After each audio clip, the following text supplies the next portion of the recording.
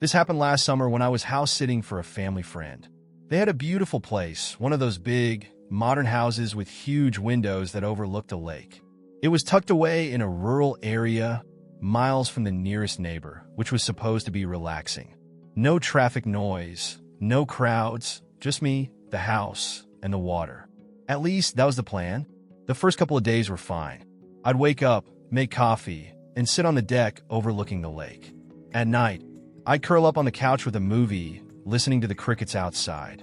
It was peaceful, exactly what I thought I needed after a stressful few weeks. But on the third night, something strange happened. It was around 10 p.m., and I was sitting on the couch, scrolling through my phone with a true crime documentary playing in the background. The whole front of the house was glass, floor-to-ceiling windows that gave a perfect view of the lake, which was dark and still beneath the night sky. I like having the blinds open, even at night. It made the house feel bigger, like the outside was part of the room. But as I sat there, I got this strange feeling. It's hard to explain, but it felt like the room had shifted somehow, like the air was thicker. Like I wasn't alone. My skin prickled, and I glanced up from my phone, staring out into the darkness beyond the windows. That's when I saw it, a shape standing at the edge of the water. At first, I thought it was just a tree or some weird shadow. But as I leaned closer, I realized it wasn't a shadow. It was a person standing perfectly still at the shoreline, facing the house. My heart jumped into my throat. I sat there, frozen, staring at the figure. They didn't move, just stood there, arms hanging at their sides, as if they'd been standing like that for hours. I tried to convince myself it was nothing. Maybe someone from one of the cabins on the other side of the lake. Maybe a fisherman, or someone camping nearby. But the longer I stared, the more wrong it felt. There was no boat, no flashlight, no sign that anyone else was out there. Just that lone figure, standing at the edge of the lake, staring directly at the house. I told myself I was overreacting. Maybe it was just a trick of the light, a shadow from a tree or a rock. But deep down, I knew. That wasn't a shadow.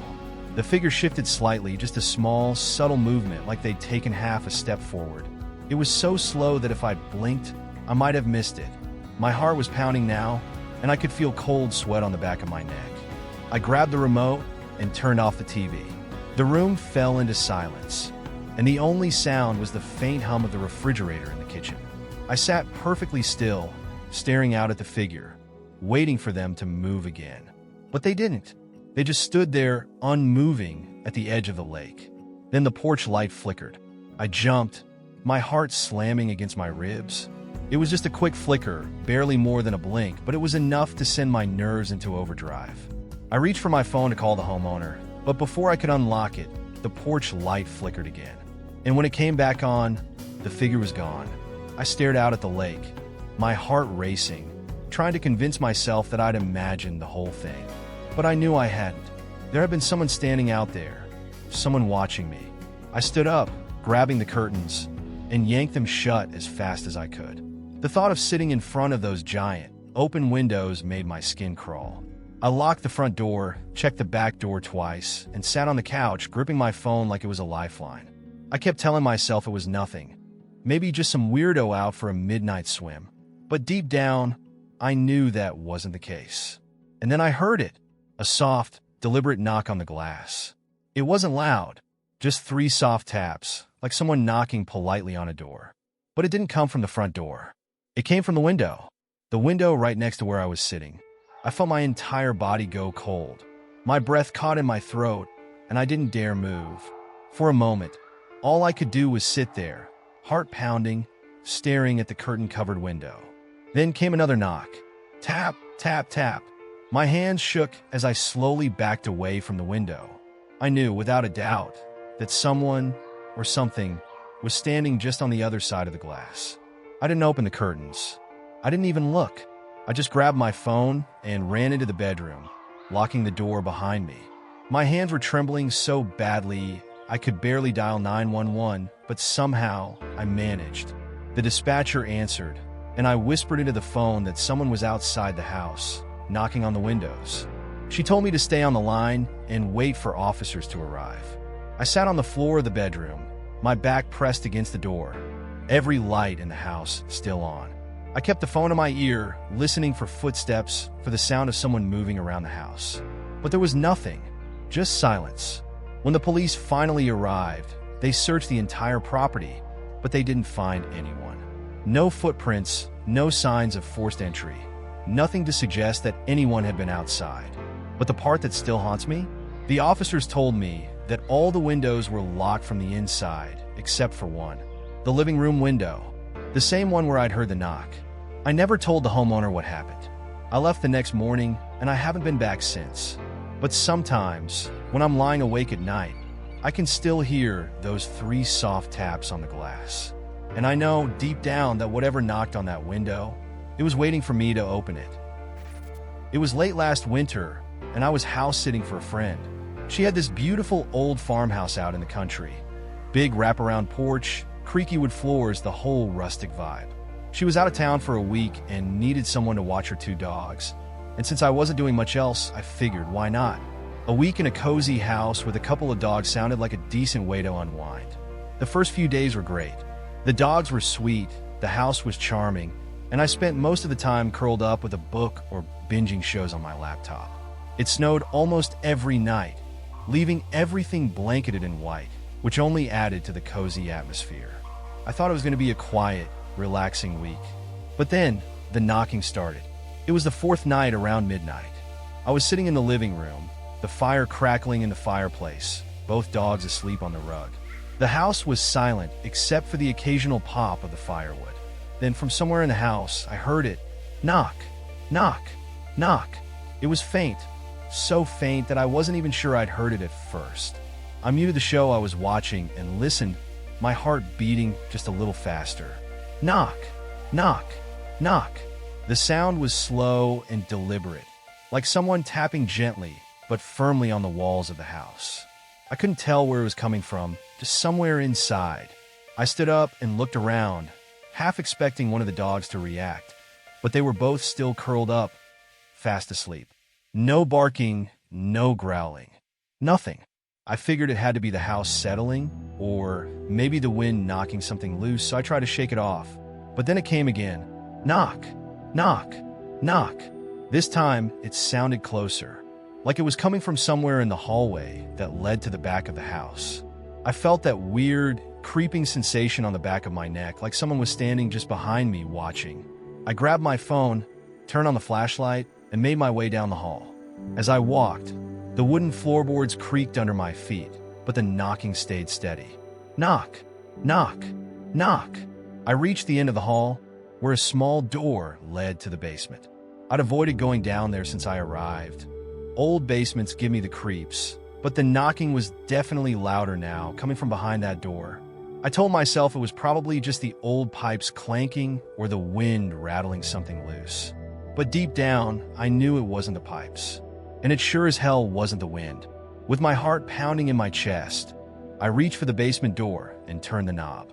The door swung open with a low groan, and a gust of cold, stale air hit me in the face. The knocking stopped. The stairs leading down were steep and narrow, the kind of stairs that feel like they belong in a horror movie.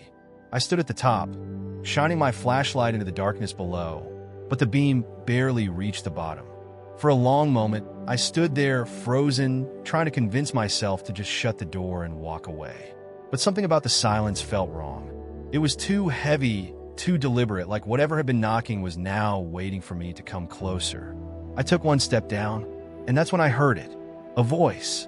Faint, muffled, but definitely a voice, whispering something from the darkness below. I couldn't make out the words, but it sounded off. Not quite human, like someone trying to mimic a voice, but getting all the inflections wrong. And then, from the bottom of the stairs, I heard it again. Knock, knock, knock. I backed away from the door, slamming it shut and locking it with shaking hands. I stood there for what felt like hours, my back pressed against the wall, listening to the silence on the other side. The knocking didn't come back, but something worse did. The dogs, who had been sound asleep, were now sitting upright, staring at the hallway with their ears perked and their eyes wide. Their bodies were stiff, and they didn't make a sound. No barking, no whining. Just silent, unblinking stares. And then, one of them, Charlie, let out the softest, most pitiful whine I've ever heard. It was like he knew something was down there, and he didn't want any part of it. I grabbed the dogs, locked us all in the bedroom, and sat on the bed with the door shut tight. I left the light on all night and didn't sleep a single second. The next morning, I tried to convince myself that I'd imagined the whole thing, that it was just the house settling, that the whisper was my mind playing tricks on me. But when I walked past the basement door, I noticed something that made my blood run cold. The door was open, not just unlocked, wide open. And at the bottom of the door frame, pressed lightly into the dust on the floor, were footprints. Bare, human footprints. But here's the thing, they didn't lead down the stairs. They led up from the basement. I left the house that day, packed my things, grabbed the dogs, and told my friend I wasn't staying another night. I didn't give her the details, just said I wasn't feeling well and needed to get home. I don't know what was in that basement, and I don't want to know. All I know is that some nights when I'm lying in bed, I think I hear it again, just on the edge of sleep. Knock, knock, knock. And every time I hear it, I wonder if whatever was down there followed me home. I haven't checked, and I don't plan to. We were together for 5.5 years. Not the kind of relationship you expect to end with a bang, but the kind you think will quietly evolve into marriage, kids, the whole package. We weren't perfect, but we were good. At least, that's what I thought. I was wrong. I didn't realize that sometimes the person you trust the most is the one quietly setting fire to the life you've built together. And by the time you smell the smoke, it's already too late. It started with the tiniest shifts. At first, it wasn't anything big, just moments that felt a little off. He used to call me on his lunch breaks, every day without fail. But one day, the call stopped. "Sorry, babe. Work's crazy," he'd text instead. I told myself it was nothing. People get busy, right? Not every phase of a relationship is full of butterflies. But the part of me that knew him better than anyone felt something was different. Then there was the change in his habits. He started working out more. Not that there's anything wrong with that, except he'd always rolled his eyes at people obsessed with the gym. Suddenly, he was one of them. He was up at 6 a.m., running, lifting weights, posting pictures of his workouts on Instagram. Something he'd never done before. He'd leave the house saying, "Just want to get in shape." I told myself he was doing it for him, for us. But the sinking feeling in my stomach told me otherwise. Then the phone behavior changed, because it always does, doesn't it? One day, it was like his phone became an extension of his hand. It went everywhere with him. It used to live on the coffee table or the kitchen counter, but now it was always in his pocket or face down next to him. I'd glance at it when it buzzed, just out of habit, and he'd swipe it away before I could even register who was texting. I told myself I was being ridiculous. Everyone's allowed a little privacy, right? The excuses started next. "I've got a work thing. The guys want to grab drinks. Don't wait up." It was always something. At first, I gave him space. I didn't want to be that insecure, clingy girlfriend who questioned his every move. But the nights out got more frequent, and his stories about them got vaguer. One Friday night, he was supposed to be meeting friends after work. Around midnight, I texted him, "All good?" He didn't respond for hours, and when he finally did, it was some half-hearted "sorry, my phone died." That was when the doubts started clawing their way to the surface. And once they were out, they were impossible to ignore. The real kicker came when he accused me of being distant. Out of nowhere, he started throwing weird questions at me. "Why don't you text me as much anymore? Who were you with last night?" It felt like I was suddenly on trial for a crime I hadn't committed. Every time I tried to assure him, he'd smile, this weird, knowing smile, like he didn't believe me. It was infuriating. It hit me one night, lying in bed next to him, wide awake while he snored peacefully beside me. He's projecting. That weird jealousy, the sudden suspicion, it wasn't about me at all. It was about him. He was hiding something, and instead of owning up to it, he was twisting things around to make me feel crazy. A few weeks later, I found my answer. It was a Saturday night, and he told me he was meeting a friend for drinks. I didn't even ask questions anymore. I was used to the routine by now. "Don't wait up," he said, kissing me on the forehead like I was a pet he was leaving home for the night. Something in me snapped after he walked out the door. I couldn't do it anymore. The waiting, the doubting, the guessing. I grabbed my phone and opened the location sharing app we'd had for years. I told myself I was just checking for peace of mind. But there it was. He wasn't at a bar or a friend's house. He was at a hotel across town. I stared at the screen for what felt like hours, hoping it was a mistake, some kind of glitch. But the little blinking dot stayed right there in the same spot. My stomach dropped.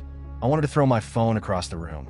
Instead, I sat on the couch, waiting for him to come home, the seconds ticking by painfully slow. When he finally walked through the door at 2 a.m., smelling like alcohol and something floral, not my perfume, I was ready. "How was your night?" I asked, my voice steady. He froze for a split second before forcing a smile. "Good. Same old." "Really?" I held up my phone, showing him the location tracker. "Because it looks like you were at a hotel." His face went pale.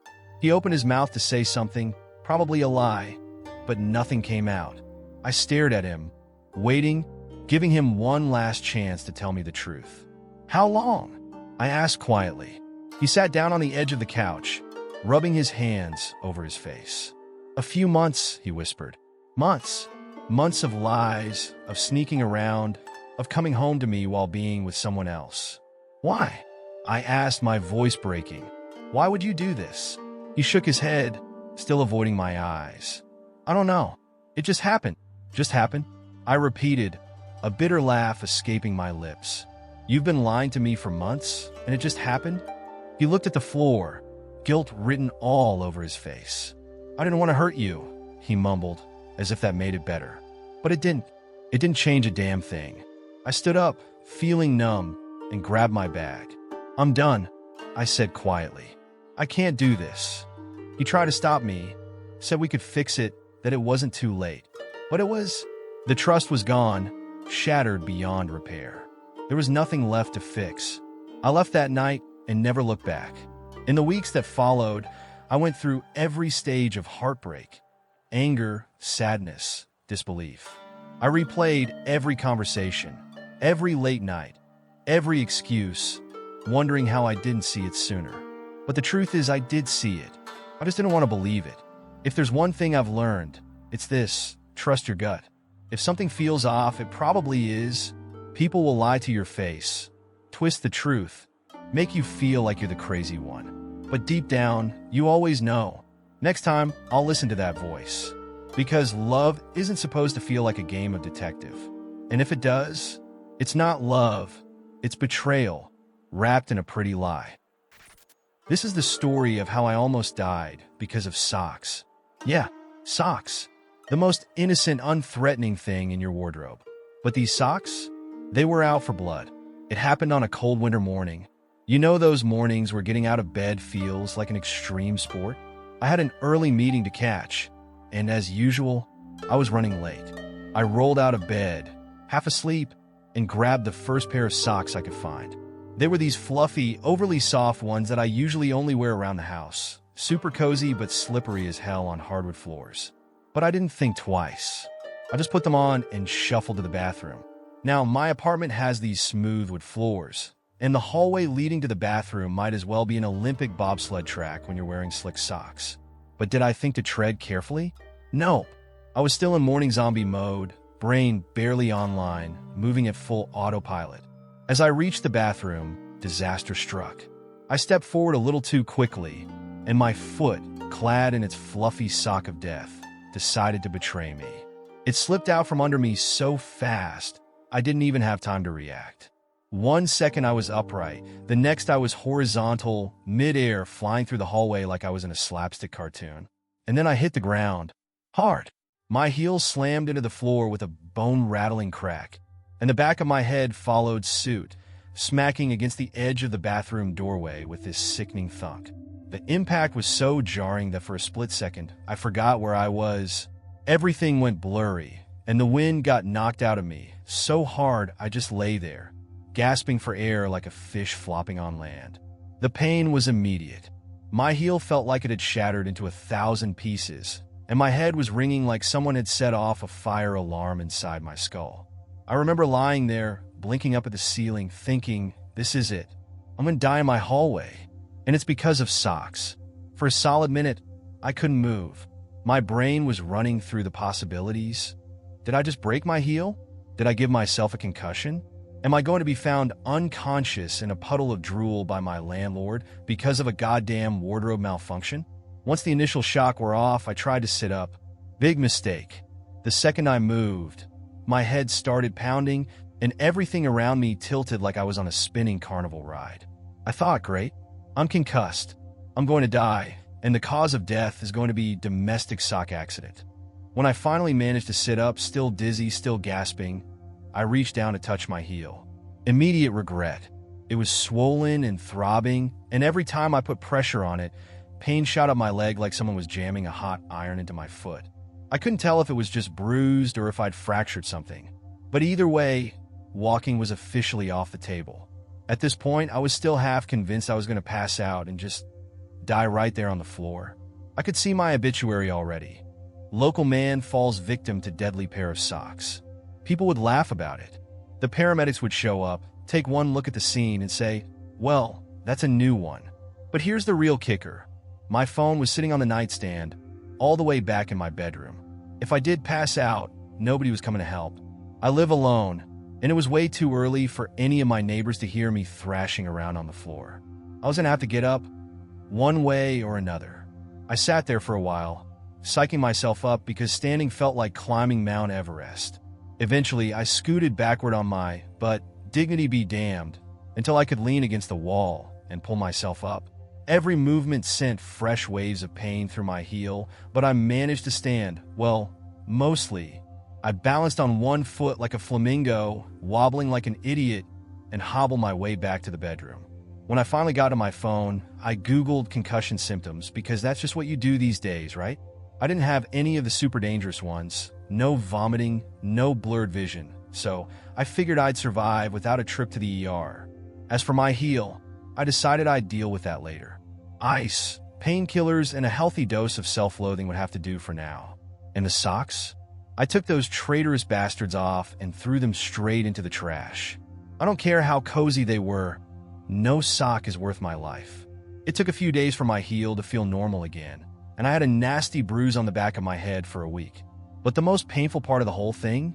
The shame. Every time I told someone I'd hurt myself, I had to admit that I wasn't doing anything cool or impressive. I wasn't skiing down a mountain or running a marathon. No, I was just trying to walk to the bathroom like a regular human being, and I almost got taken out by socks. So yeah, if you've got slippery floors and cozy socks, be careful. The Grim Reaper doesn't care if you're doing something dangerous or not. He's just waiting for you to make one dumb mistake. And trust me, there's nothing dumber than getting laid out by your own footwear. The moral of the story? Respect the socks. Life will humble you when you least expect it, and sometimes the dumbest things are the ones that hit the hardest, literally. This happened last fall, and I still don't know how to explain it. I've thought about it 100 times, trying to convince myself it was just a dream or some weird trick my brain played on me. But deep down, I know it wasn't. It was a late October night, and I had just finished working a double shift. I was exhausted and still had a 40-minute drive home. It was one of those nights where the sky feels too dark, and the world seems quieter than usual. I rolled down my windows, hoping the cool night air would keep me awake. The road I take home is mostly empty fields, with the occasional patch of forest. Not a single house or gas station for miles. About 15 minutes into the drive, my headlights caught something standing by the side of the road. It looked like a person, a man, I thought at first. He was facing away from me, his head tilted slightly toward the ground, wearing what looked like an old, tattered coat. I slowed down instinctively. I wasn't sure why.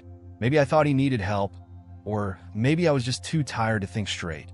But the closer I got, the more I realized something was wrong. The figure didn't move. It just stood there, perfectly still, facing away from the road. As my car crept closer, my headlights lit him up fully, and that's when I saw it. His legs were bent backward. Not like someone standing awkwardly, but like his knees bent the wrong way, as if his legs were built entirely wrong.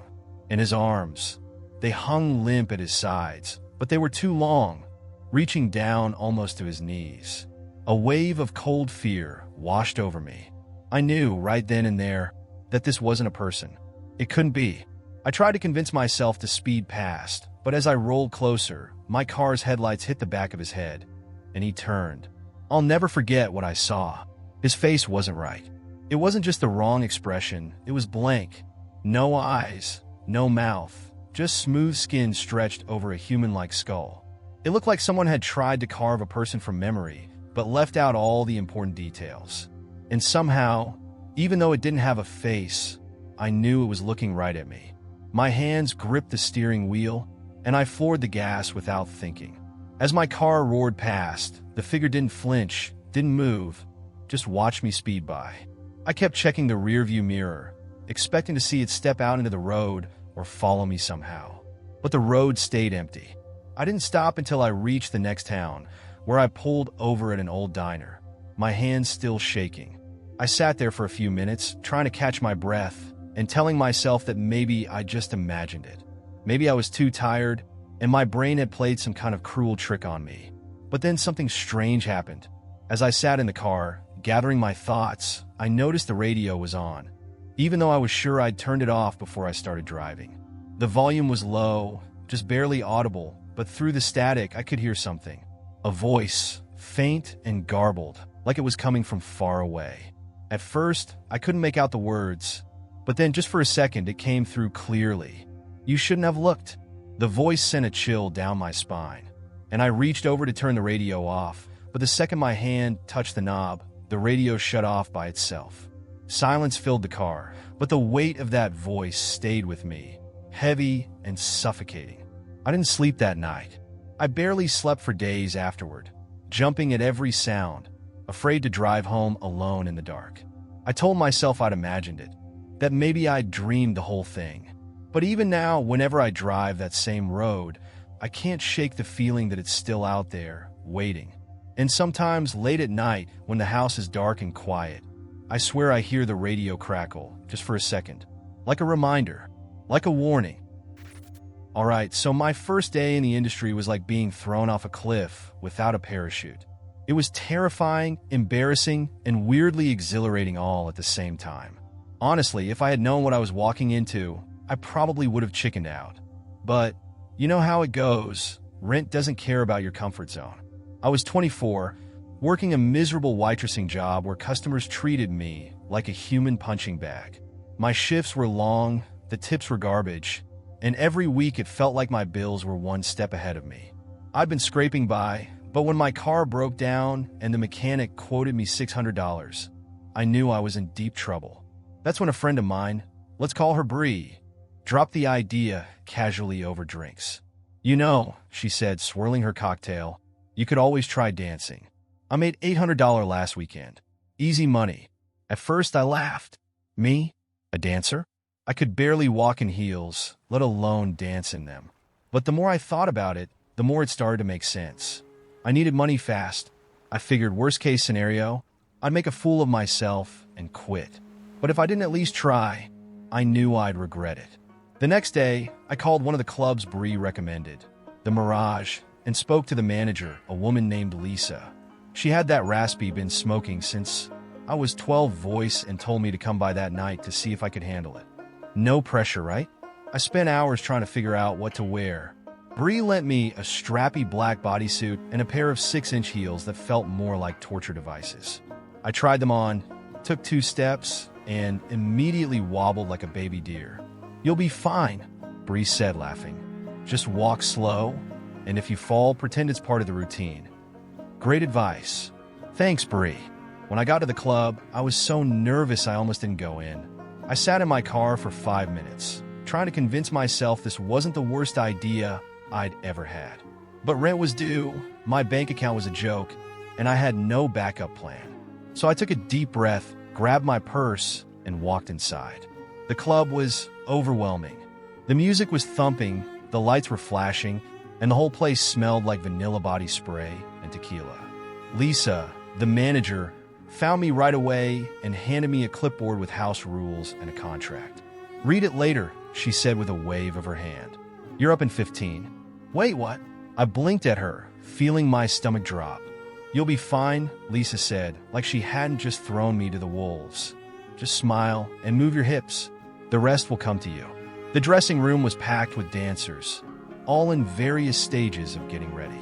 Some were adjusting their lashes, others were fixing their outfits, and a few were just sitting around, scrolling on their phones like this was just another Tuesday. One girl with bright red hair noticed me fumbling with my bodysuit and smirked. "First night?" she asked. "How could you tell?" I muttered, trying to keep my hands from shaking. She laughed and said, "Don't worry. We all suck at first. Just fake it till you make it." Before I had time to overthink it, the DJ announced, "Give it up for Raven." Yeah, Raven was the first name I could come up with when Lisa asked earlier. It sounded cool in the moment. I regretted it immediately. I stumbled out onto the stage, completely blinded by the lights. The music started, some sultry R&B beat, and I grabbed the pole, trying to look like I knew what I was doing. Spoiler, I did not know what I was doing. My first attempt at a spin was more like an awkward shuffle, and I nearly tripped over my own feet. A few guys in the front row gave me amused looks, and I could feel my face turning bright red. But I kept going. I swayed my hips, flipped my hair, and tried to remember what Bree had told me. If you mess up, just own it. So that's what I did. I smiled, made eye contact with the audience, and acted like I was having the time of my life. To my surprise, it kind of worked. A few guys threw some singles onto the stage, and the fact that I was actually getting tipped, even if it was just out of pity, gave me a tiny boost of confidence. I made it through the rest of the song without falling on my ass, which felt like a major victory. As soon as the music stopped, I bolted off the stage and collapsed in the dressing room, heart pounding. The red-haired girl from earlier gave me a thumbs up. "Not bad," she said. "You stayed on your feet." That's more than most girls can say their first time. The rest of the night was interesting. I managed to land a couple of lap dances, which were way more awkward than I expected. The first guy I danced for was this shy college kid who couldn't stop apologizing. "I've never done this before," he kept saying. "Am I supposed to look at you? Or not look at you?" I wanted to tell him, "Dude, I don't know what I'm doing either." But instead, I just smiled and said, "You're doing great." He tipped me $40 at the end, and honestly, that felt like a win. The second customer, though? Total creep. He kept trying to touch me, even after I told him not to. When I finally stood up and said, "We're done," he rolled his eyes and muttered, "Tease."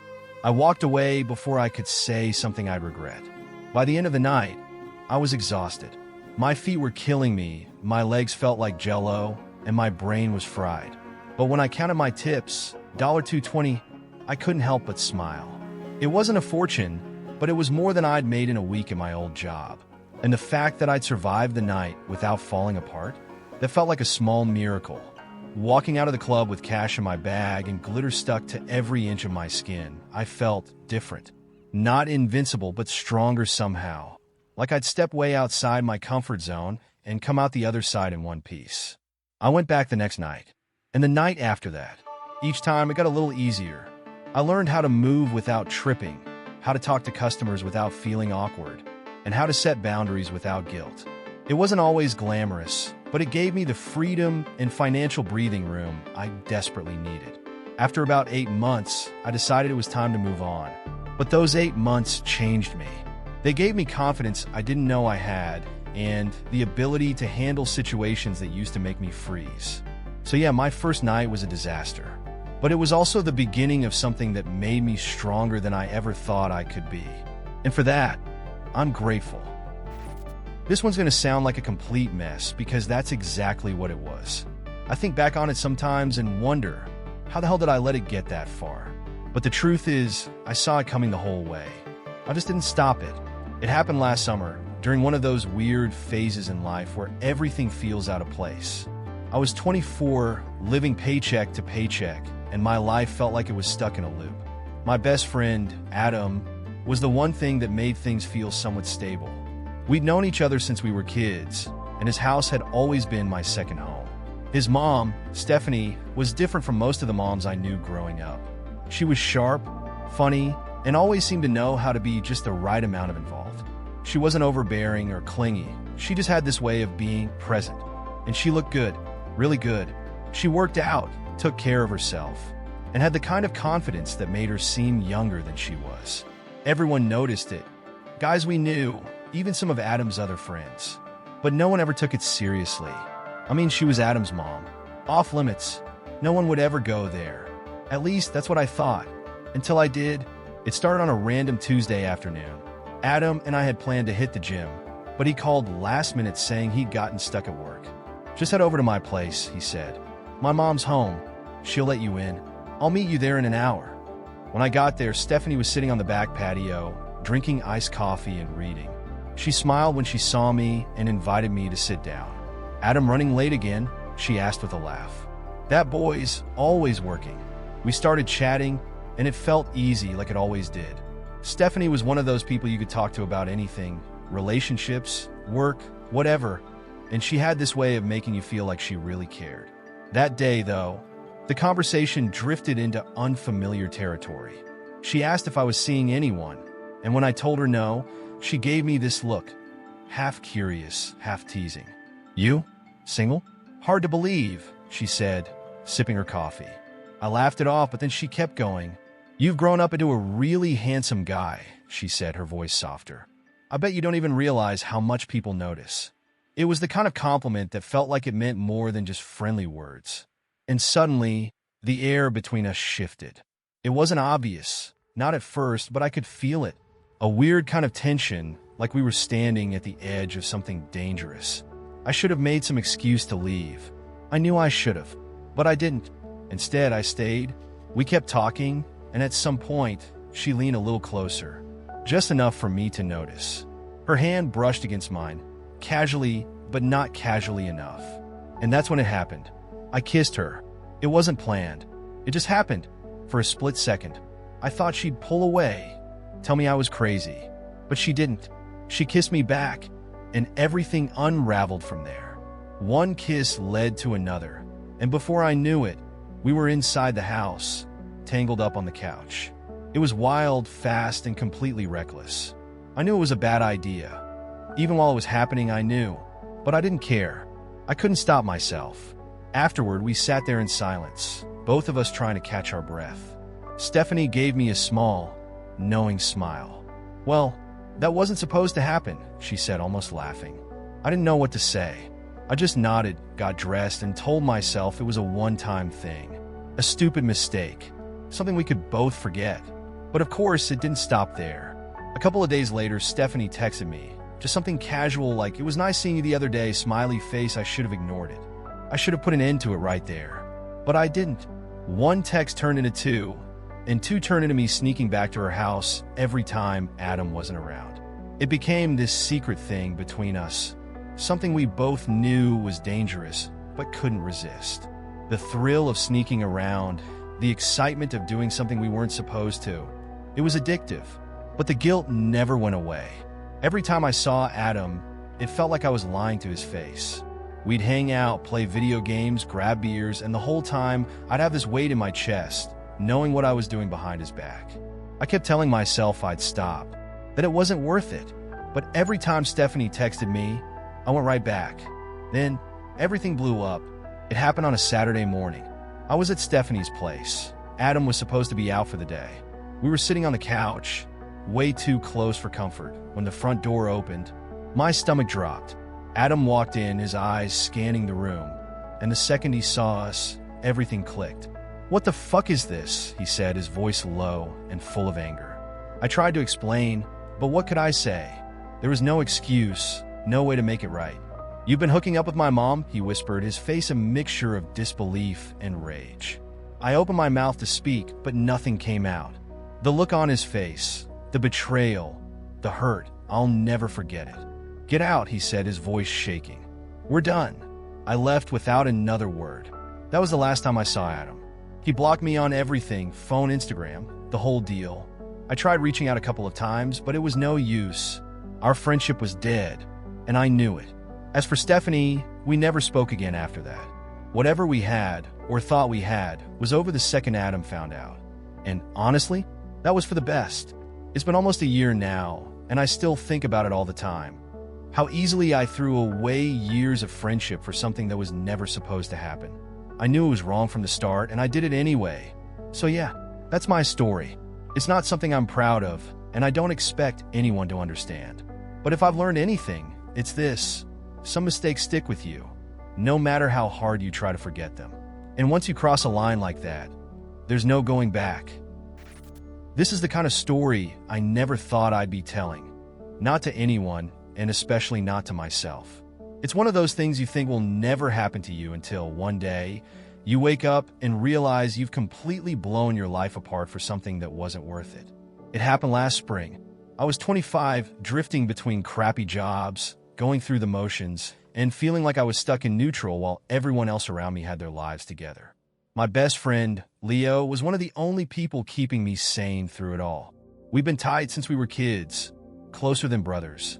His place was always my go-to spot when things got too heavy at home. And Leo's mom, Vanessa, was always around.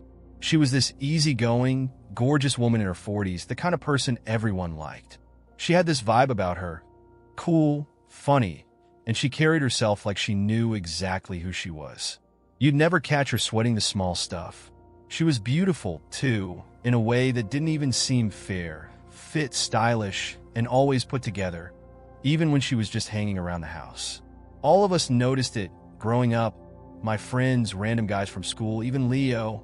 People would make jokes about how hot his mom was, but it never really meant anything. For me, Vanessa was just Leo's mom. She was family. Until one day, she wasn't. It started one night when Leo asked me to help him move some furniture into his mom's basement. His girlfriend had dragged him into one of those DIY projects, and they needed space to store some stuff. I figured I'd help out and maybe grab a few beers after, typical weekend plans. When I got to Leo's house, though, he was nowhere to be found. "Sorry, dude," he texted. "Got stuck at work. My mom's home. She'll let you in." I knocked on the door, and Vanessa answered with that bright smile she always had. "Hey, you here for the furniture?" she asked. "Come on in. I'll grab you a drink first." One beer turned into two, and two turned into three. We sat in the kitchen, talking, laughing, catching up. It felt normal, harmless, just two people passing the time. But somewhere along the way, things started to feel different. The conversation drifted from light topics to more personal stuff. Relationships, loneliness, life after the divorce. She told me how hard it had been to start over, how some days she felt invisible now that Leo and his sister were grown. "You hit a certain age, and it's like you disappear," she said, her voice softer than I'd ever heard it. "It's hard not to feel unwanted." I don't know if it was the beer or the way she looked at me just then, like she was seeing me differently, but I found myself leaning in, and before I could stop myself, I said, "That's not true. You're incredible." It was a stupid thing to say, and I knew it the second the words left my mouth. But she didn't pull back. If anything, she leaned in closer. And then she kissed me. I should have stopped it right there. I should have stood up, made some excuse, and left. But I didn't. I kissed her back, and everything unraveled from there. One kiss turned into two, and suddenly, we weren't just two people sitting in a kitchen anymore. We were tangled up on the couch, hands everywhere, hearts pounding. My brain was screaming at me to stop, but my body wasn't listening. We knew exactly what we were doing, and exactly how wrong it was. That night, we crossed a line I thought I'd never even approach. We ended up in her bedroom, and it felt like everything else, Leo, our friendship, the consequences had disappeared. In the moment, it didn't seem to matter. But when it was over, the guilt hit me like a freight train. I lay there, staring at the ceiling, wondering how I'd let things get so far out of hand. Vanessa looked over at me, her expression soft but unreadable. "It's okay," she whispered, brushing my hair back from my face. "It doesn't have to be complicated." But it was complicated, and we both knew it. I left her house that night, telling myself it was a one-time thing, a stupid mistake, something we could both forget and move on from. But a few days later, she texted me. It started simple. "Hope you're doing okay," smiley face, but it didn't take long before things got flirty again. And like an idiot, I leaned into it. We started meeting whenever Leo wasn't around. It wasn't just about the physical stuff, either, though that was part of it. We'd talk, laugh, hang out like we were in some kind of twisted, secret relationship. Every time I left her house, the guilt gnawed at me, but I couldn't stop. It felt dangerous and thrilling, like we were playing with fire, knowing we'd eventually get burned. And then, one day, everything came crashing down. Leo found out in the worst way imaginable. I was at his house, in her bedroom, when we heard the front door slam open. My heart stopped. I scrambled to throw on my clothes, but it was too late. Leo was already standing in the doorway, staring at us with this look of disbelief, like his brain couldn't process what he was seeing. "What the fuck?" he said, his voice low and full of anger. "Are you serious right now?" I tried to explain, but there was nothing I could say to make it right. What excuse could I possibly give? I'd betrayed him in the worst way imaginable, and he knew it. "Get the hell out," he said quietly, his voice shaking. "We're done." I left without a word, knowing I'd just destroyed one of the most important relationships in my life. Leo blocked me on everything, text, social media, the whole deal. I tried reaching out a couple of times, but he never responded. And honestly, I don't blame him. If the roles were reversed, I would have done the same. As for Vanessa, we never spoke again. It was like we both knew that whatever we had, whatever it was, wasn't worth the fallout. It's been almost a year now, and I still think about it all the time. How easily I threw away years of friendship for a few reckless moments that weren't worth it. I knew better. I saw the cliff coming, and I jumped off anyway. So yeah, that's my story. It's not something I'm proud of, and I know I can't fix it. Some mistakes leave scars that never really heal. If there's one thing I've learned, it's this. Some lines aren't just meant to be crossed. Because once you do, there's no going back. This happened a couple of months ago, and honestly, it still messes with me. I live alone in a small apartment. Nothing fancy. Just enough space for me and my cat, Milo. I work late shifts at a hospital, so I'm used to coming home when the rest of the world is asleep. My routine is pretty simple. Come home, feed Milo, scroll through my phone for a bit, and pass out on the couch. But this night was different. I got home around 2 a.m., completely exhausted. The hallway outside my apartment was quiet, the way it always is that late. I unlocked the door, stepped inside, and immediately felt something was off. It wasn't anything obvious. Nothing was out of place, and the lights were off, just how I'd left them. But the air in the apartment felt wrong, heavy, like when you walk into a room and know someone's been standing there just a moment before. Milo usually comes running to greet me as soon as I get home, but that night he didn't. I called his name, but there was no little jingle of his collar, no soft thump of paws hitting the floor. A knot of unease tightened in my chest. I set down my bag, locked the door behind me, and flicked on the lights. "Milo," I called out again, peeking into the kitchen. Nothing. I went into the bedroom, expecting to find him curled up on the bed like he usually was. But he wasn't there either. That's when I noticed the closet door was slightly open, just a crack. Now, I know for a fact I never leave that door open. I'm one of those people who hates open closets at night. Something about it always creeped me out, even as a kid. But there it was, standing open just wide enough for someone or something to peek out. I stared at the door for a long moment, my heart hammering in my chest. Milo had to be in there. Maybe he got curious and pawed the door open, right? That's what I told myself. Anyway, I walked over to the closet, gripping the handle with a shaky hand, and yanked it open. Milo bolted out, practically flying past me, his fur puffed up like a Halloween cat. He ran straight into the living room and disappeared under the couch. I laughed nervously, more out of relief than anything else. "You scared the hell out of me, buddy," I muttered, crouching down to peek under the couch where he was hiding. But Milo wasn't looking at me. He was staring at the bedroom door. His ears were flat against his head, and his eyes were wide with fear. And that's when I heard it. Click. It was the sound of a door handle, softly turning. Every muscle in my body locked up. I slowly turned my head toward the bedroom door. It had been open just a second ago. I knew it had. But now it was almost closed, just barely ajar. Something had been in there with me, and they were still in the apartment. I didn't think. I just grabbed my keys, scooped up Milo, and ran for the front door. My hands were shaking so badly, I almost couldn't get the lock undone, but somehow I managed to wrench the door open and sprinted out into the hallway. I didn't stop until I was outside in the parking lot, the cold night air burning in my lungs. Milo squirmed in my arms, but I held onto him tight, heart pounding in my ears. I stood there for a few minutes, trying to catch my breath, my mind racing with what had just happened. I called the building's security guard, told him someone was in my apartment, and asked him to come check it out with me. I didn't care if I sounded paranoid. I knew I hadn't imagined it. When the guard arrived, we went back inside together. My hands were shaking the whole time, but I kept telling myself it would be fine. He'd find nothing, tell me it was just my imagination, and I'd laugh it off in the morning. But when we got inside, the closet door was open again. Not just a crack this time, wide open. The security guard did a full sweep of the apartment, checking every corner, every closet, every possible hiding spot. But there was no one there, no sign that anyone had been inside. And yet, there was something. On the floor of the closet, just barely visible under a pile of old shoes, was a single piece of string. Not the kind you'd find on clothing or from packaging. No, it was a thin, frayed piece of twine. The kind you'd use to tie something up or someone. The guard looked at me, his expression uneasy, but neither of us said anything.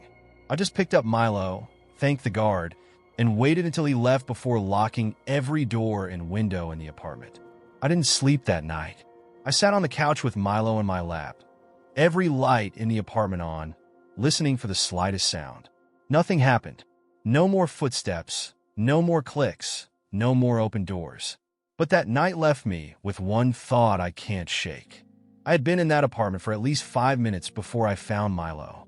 And the whole time, someone else had been in there, watching me. About a year ago, I told my fiancé I was over my ex. I wasn't. I'm still not. We've been together for 3 years now, me and my fiancé. He's everything I could have asked for, stable, kind, supportive. He loves me the way people dream of being loved. Unconditionally, with his whole heart. When he proposed last summer, there wasn't a doubt in my mind that I should say yes. Everyone around me said we were perfect together, and I believed it too. But what I didn't tell him, what I've never told anyone, is that a part of me is still stuck on someone else. Someone I haven't spoken to in years. That someone is Liam. Liam was my first real love. The kind of love that burns fast and bright, leaving scorch marks on everything it touches. We were toxic, chaotic, and completely wrong for each other, but we were also inseparable. When things were good, they were incredible. But when they were bad, it was like being caught in a hurricane with no idea which way was up. We'd fight, break up, make up, and start all over again in this endless loop. I told myself it was passion, that what we had was special. But after years of back and forth, it finally became too much. One night, after another screaming match that ended in silence, I walked away. And I told myself it was the right thing to do. The first few months without Liam were hell. I thought about him constantly, wondering if he missed me, if he'd call, if we'd somehow find our way back to each other. But he didn't call, and I didn't either. I was too proud, and I think he was too. Eventually, I forced myself to move on. I deleted his number, blocked him on social media, and tried to put him in the past where he belonged. That's when I met my fiancé. He was different from Liam in every way. Calm, steady, the kind of person who showed up on time and kept his promises.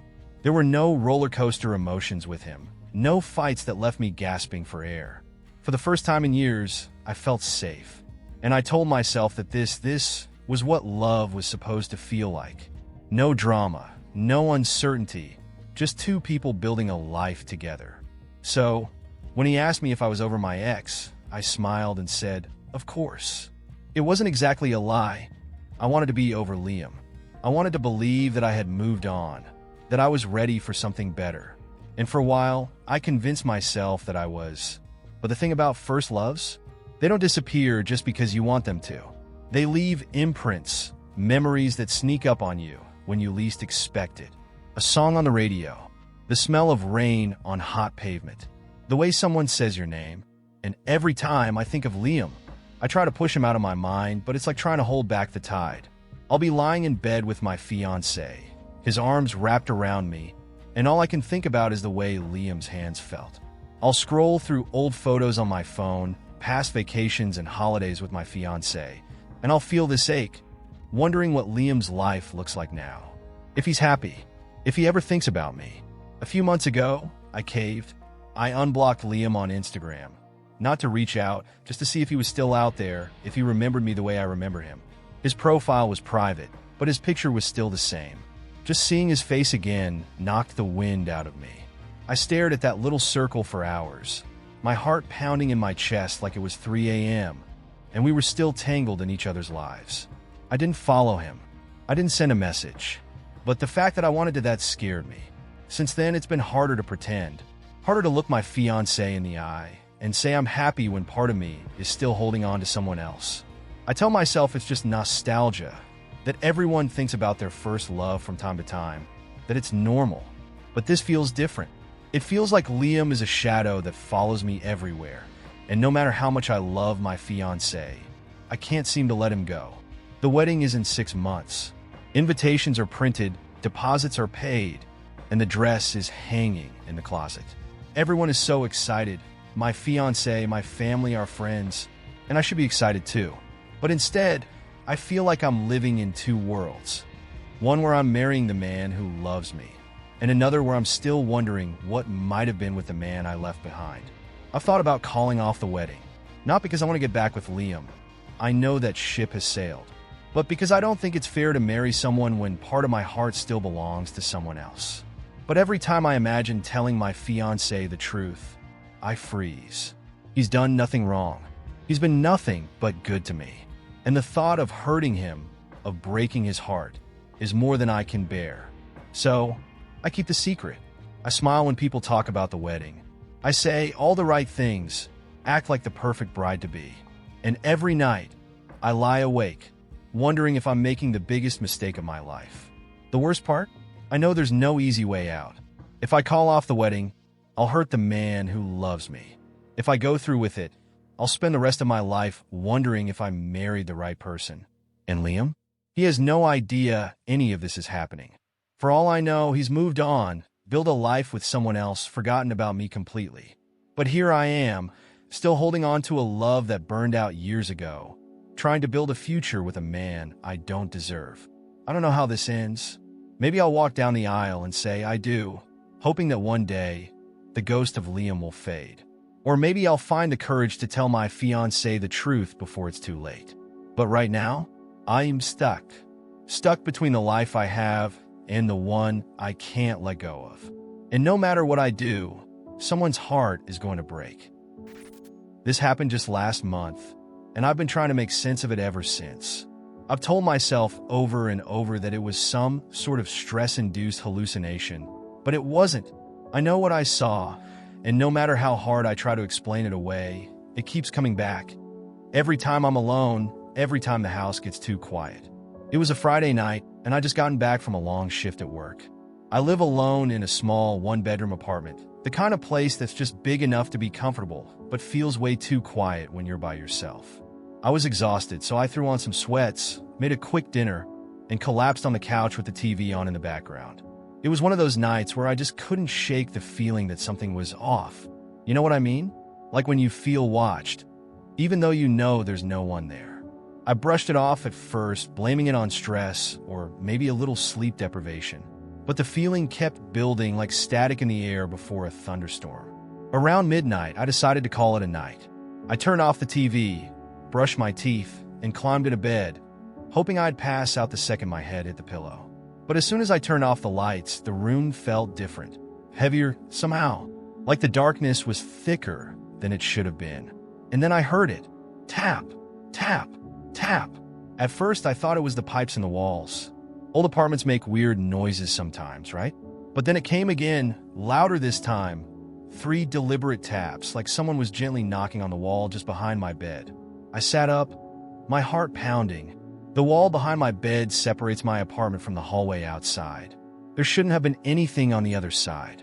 No pipes, no vents, just drywall and the hallway beyond it. Tap, tap, tap.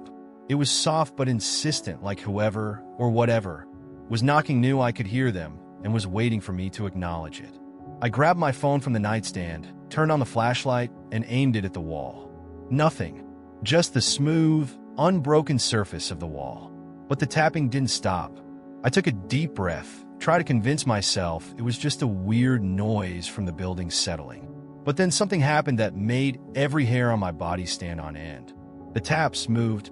They started at the wall behind my bed, but then I heard them again, on the wall by the door. 3 soft taps, as if someone was slowly walking around the room, testing each wall. and then they moved again. Tap, tap, tap. This time, the sound came from the ceiling. My throat went dry. I sat perfectly still, phone clutched in my hand, listening as the taps continued, circling me. First the walls, then the ceiling, then back to the wall behind my bed. It was like whatever was making the sound was moving all around the room, inching closer with every pass. I wanted to run, to get out of the apartment and never look back, but my body wouldn't move. I felt rooted to the spot, paralyzed with fear, as the tapping grew louder and more deliberate. Then, just as suddenly as it had started, it stopped. The silence that followed was worse than the noise. It was thick and unnatural, pressing down on me like a weight. For a moment, I dared to believe that whatever it was had finally gone. And that's when I saw it. In the corner of the room, just beyond the reach of my phone's flashlight, a shadow shifted. It wasn't big, barely the size of a child, but the way it moved, it wasn't right. It slithered along the wall, its shape flickering like smoke, as if it couldn't quite hold itself together. I stared, frozen, as the shadow slid closer to the bed. And then it stopped, just at the edge of the mattress. I could feel it watching me, even though it didn't have eyes. The room grew colder, and I swear I could hear it breathing, this faint, raspy sound that made my skin crawl. And then, slowly, it began to rise. The shadow stretched upward, taller and taller, until it was standing over me, its form dark and shifting, like a living stain on the air. I wanted to scream, but the sound caught in my throat. All I could do was stare as it leaned down, its face, if you could call it a face, hovering inches from mine. And then it whispered, "Let me in." The voice wasn't loud, but it carried weight, like it didn't just enter my ears. It slid into my mind, curling around my thoughts and squeezing. I could feel it pulling at me like it was trying to open a door inside my head. I don't know how I did it, but I shot out of bed, stumbled toward the light switch, and flipped it on. The room flooded with light, and just like that, the shadow was gone. I stood there, gasping for breath, every inch of my body trembling. I looked around the room, half expecting the shadow to reappear, but there was nothing. Just me, the empty walls, and the cold air. I didn't sleep that night. I kept every light in the apartment on and sat on the couch with my back to the wall, waiting for the sun to rise. The next morning, I packed a bag and stayed with a friend for a few days. I didn't tell her what happened. I didn't know how to explain it without sounding insane. I told myself I just needed to get away for a bit, that it was all in my head. But even now, back in my apartment, I can't shake the feeling that I'm not alone. Sometimes late at night, I hear it again. Tap, tap, tap. It's always faint, always just on the edge of hearing, like it's waiting for me to notice. And every time I hear it, I feel that same cold presence creeping closer, just waiting for me to slip up. And I know, deep down, that one day, it won't just ask to come in. This happened a couple of years ago, and it still makes my skin crawl whenever I think about it. I've told a few close friends, but most of them think I made it up, or worse, they tell me not to think about it too much. But how can I forget something like this? It was early winter, and I was staying at a cabin my uncle owns, deep in the woods. It's one of those places that doesn't show up on GPS. Just a little hunting cabin surrounded by miles of forest, no cell service, no neighbors, just trees for as far as you can see. I've stayed there before and never had any problems. The solitude can be nice sometimes. The first night went fine. I chopped some wood for the fireplace, read a little, and went to bed early. But on the second night, something changed. It was around 2 a.m. when I woke up to a sound outside the cabin. At first, I thought it was just a branch snapping or maybe an animal rustling around in the bushes. But then I heard it again, closer this time. It was footsteps. They were slow, deliberate, circling the cabin. I sat up in bed, my heart pounding. I thought maybe it was a lost hiker or someone checking out the cabin. But then I remembered nobody knew I was there. I hadn't told anyone besides my uncle, and there were no nearby hiking trails. I got out of bed as quietly as I could, grabbed the flashlight from the nightstand, and tiptoed toward the window. I didn't want to turn on any lights. Whoever was out there, I didn't want them to know I was awake. I crouched down by the window and slowly lifted the edge of the curtain. At first, I didn't see anything. Just the trees swaying in the cold wind, the forest stretching out into darkness. But then I saw it, a figure standing just at the edge of the tree line. It was tall, too tall. Its limbs were long and thin, and it was standing completely still, like it was waiting for something. I couldn't see its face. Its head was tilted slightly, just enough to keep it hidden in the shadows. But I could feel it watching the cabin, watching me. I dropped the curtain, my hands shaking. I tried to tell myself it was just my imagination, maybe a trick of the moonlight or the trees. But then the footsteps started again. Slow, steady, circling the cabin like a predator waiting for the right moment to pounce. I locked every door and window, grabbed the fireplace poker, and sat in the corner of the room, flashlight in hand, waiting. I don't know how long I sat there, every muscle in my body tensed, listening to those slow, deliberate footsteps outside. But eventually they stopped. The forest fell silent. I waited, holding my breath, expecting the footsteps to start again, but they didn't. And then, just when I started to think it was over, something tapped on the window. Tap, tap, tap. My blood ran cold. I didn't move. I didn't breathe. I just sat there in the dark, clutching the fireplace poker, hoping it would go away. The tapping continued, soft, deliberate, like it was testing me. Then slowly it stopped. The cabin was silent again, except for the sound of my heartbeat pounding in my ears. I stayed awake until dawn, too scared to close my eyes. When the first light of morning broke through the windows, I finally worked up the courage to go outside and check. There were footprints in the snow, circling the cabin just like I thought. But the weirdest part? They weren't normal footprints. They were long, narrow, like someone had walked barefoot, but with too many toes. I left that morning and haven't been back since. I told my uncle about the footprints, and he just shook his head, like he knew exactly what I was talking about, but didn't want to say anything. All he told me was, if you hear footsteps at night, don't look out the window. I think about that night a lot. I still wonder what would have happened if I'd opened the door, or if I'd stayed in bed instead of looking out the window. But the scariest part? Sometimes late at night when the world is quiet, I hear that same tap tap tap on my apartment window. And I live on the 3rd floor. So, let me tell you how I almost died trying to swat a fly. Yeah, a tiny, annoying housefly. Not some vicious hornet or dangerous animal. Just one of those little buzzing jerks that gets into your house and makes it their life mission to drive you insane. It all started on a lazy Sunday afternoon. I was on the couch binge-watching some show when this fly showed up out of nowhere. You know the type. They buzz right past your ear, do a few loops around the room, and land in the most inconvenient places just to mock you. It kept landing on the TV screen, buzzing by my head, and circling my drink like it was taunting me. At first, I tried to ignore it. I figured it'd get bored and buzz off eventually.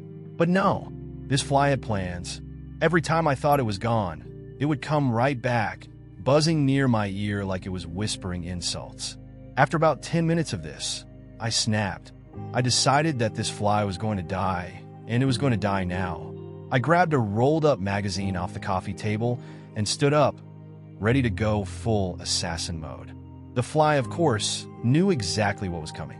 It darted to the other side of the room, landing on the window. I marched over, magazine in hand, determined to end this once and for all. Now here's where things took a turn. The fly was on the window, just sitting there, daring me to make my move. So, naturally, I wound up the magazine like a baseball bat and swung with everything I had. I was fully committed, like I thought I was Babe Ruth or something. But what I didn't account for was the fact that I was standing on a rug. You ever try to swing something really hard while standing on a rug? Yeah, it doesn't end well. My back foot slipped, and suddenly I was airborne. The next thing I knew, I was doing the most ungraceful split you can imagine, with my legs sliding in 2 different directions. And then, boom, I went down like a sack of potatoes. My foot got tangled in the edge of the rug, and my head smacked right into the corner of the coffee table with a crack that sounded way too loud to be good. Everything went blurry. For a second, I couldn't even tell if I was alive or not. I just lay there, dazed, staring up at the ceiling, my head throbbing and my heart racing. And to add insult to injury, the fly, the same fly, buzzed right over my face like it was laughing at me. I tried to sit up, but the second I moved, my head exploded in pain. I could already feel a bump forming where I'd hit the table, and my leg was twisted in a way that told me I was definitely going to regret this for the next few days. For a brief, terrifying moment, I thought, did I just give myself a concussion? Am I going to die here? All because of a damn fly? I lay there for a good minute, trying to decide if I needed to call someone. But the thought of explaining this to the paramedics was too embarrassing. What was I supposed to say? Yeah, I was hunting a fly with a magazine and ended up knocking myself out. Please save me. Nope, not happening. Eventually, I managed to sit up, groaning like a 90-year-old. I hobbled over to the kitchen to grab some ice for my head, still in shock over what had just happened. I looked around the room, expecting to see the fly buzzing triumphantly somewhere. But, of course, the little jerk was nowhere to be found. I sat on the couch with an ice pack on my head, stewing in anger, thinking about how close I'd come to dying in the dumbest way possible. All because of one stubborn fly. And you know what? The fly still won. I never found it. For all I know, it's still in my house, waiting for its next chance to humiliate me. To this day, I refuse to use magazines to swat flies. I'm a slipper guy now, those things have grip, and I always check my footing before I go on the attack. Because life is too short to risk it over a bug. So yeah, here's the moral of the story. Don't underestimate houseflies. They may be small, but they're out here plotting against us. And if you're not careful, they'll turn your living room into a personal disaster zone faster than you can say, "Where's the fly swatter?" Stay safe, folks. And remember, sometimes the smallest enemies are the deadliest. Okay, so my first night dancing was a complete roller coaster. Like if there was a how not to start stripping manual, I probably ticked every single box. I still can't believe I made it out alive, or that I even went back the next night, but I did. And honestly, it's one of those experiences I'll never forget. So, here's how it went down. I was 23, fresh off a breakup with my long-term boyfriend. We'd been living together, and when things imploded, I had to move out immediately with nothing but a duffel bag and some random clothes. I crashed on a friend's couch, but I knew that wasn't a long-term solution. I needed money, and fast. I had no savings, no backup plan, and no way I was calling my parents for help. One night, after about 3 hours of doom-scrolling job boards, I started joking with my friend Jen about how I should just become a stripper. Instead of laughing, she looked at me dead serious and said, "Why not? I know a few girls who do it, and they're making bank." At first, I thought she was messing with me, but the more I thought about it, the more the idea started to feel possible. And let's be real, I didn't have a lot of other options. The next day, I decided to call a club nearby, the Blue Orchid. I don't know what I expected, but the conversation was short. The manager, who sounded completely uninterested, just said, "Come in tonight and bring heels." That was it. No pep talk, no interview, just see you at 8. I hung up the phone thinking, well, guess this is happening. Now, let me just say, I was not prepared. I didn't own any fancy stripper shoes, so I grabbed these chunky platforms from my closet and prayed they'd work. I put on some cheap lingerie I had from a Valentine's Day gone wrong and did my makeup like I was going to war. By the time I looked in the mirror, I barely recognized myself. I looked terrified but kind of badass. When I got to the club, my heart was pounding so hard I thought I might throw up. The bouncer didn't even look up as I walked in, which somehow made me more nervous. Inside, the place smelled like cigarettes and cherry-scented body spray. The walls were covered in black velvet, and the neon lights gave everything this hazy, dreamlike glow. It felt surreal. The manager, this guy named Tony, gave me a quick once-over and said, "First time?" "Yeah," I mumbled, hoping I didn't sound as scared as I felt. He grinned. "You'll do fine. You're on after Roxy." And that was it. No warm-up, no advice, just you're on. I barely had time to process what was happening before a girl with neon pink hair walked by, already halfway undressed. "New girl?" she asked with a smirk. I nodded, and she just winked. "Don't worry, babe. The first time's always a shit show." Not exactly comforting, but at least she was honest. Before I knew it, the DJ called out, "Give it up for Luna." Yes, I panicked and picked the first name that popped into my head. It sounded mysterious at the time, okay? I wobbled out onto the stage, blinded by the lights and the mix of nerves and tequila that was swirling in my stomach. The music started, a heavy bass line that made my chest vibrate, and I grabbed the pole like it was the only thing keeping me upright.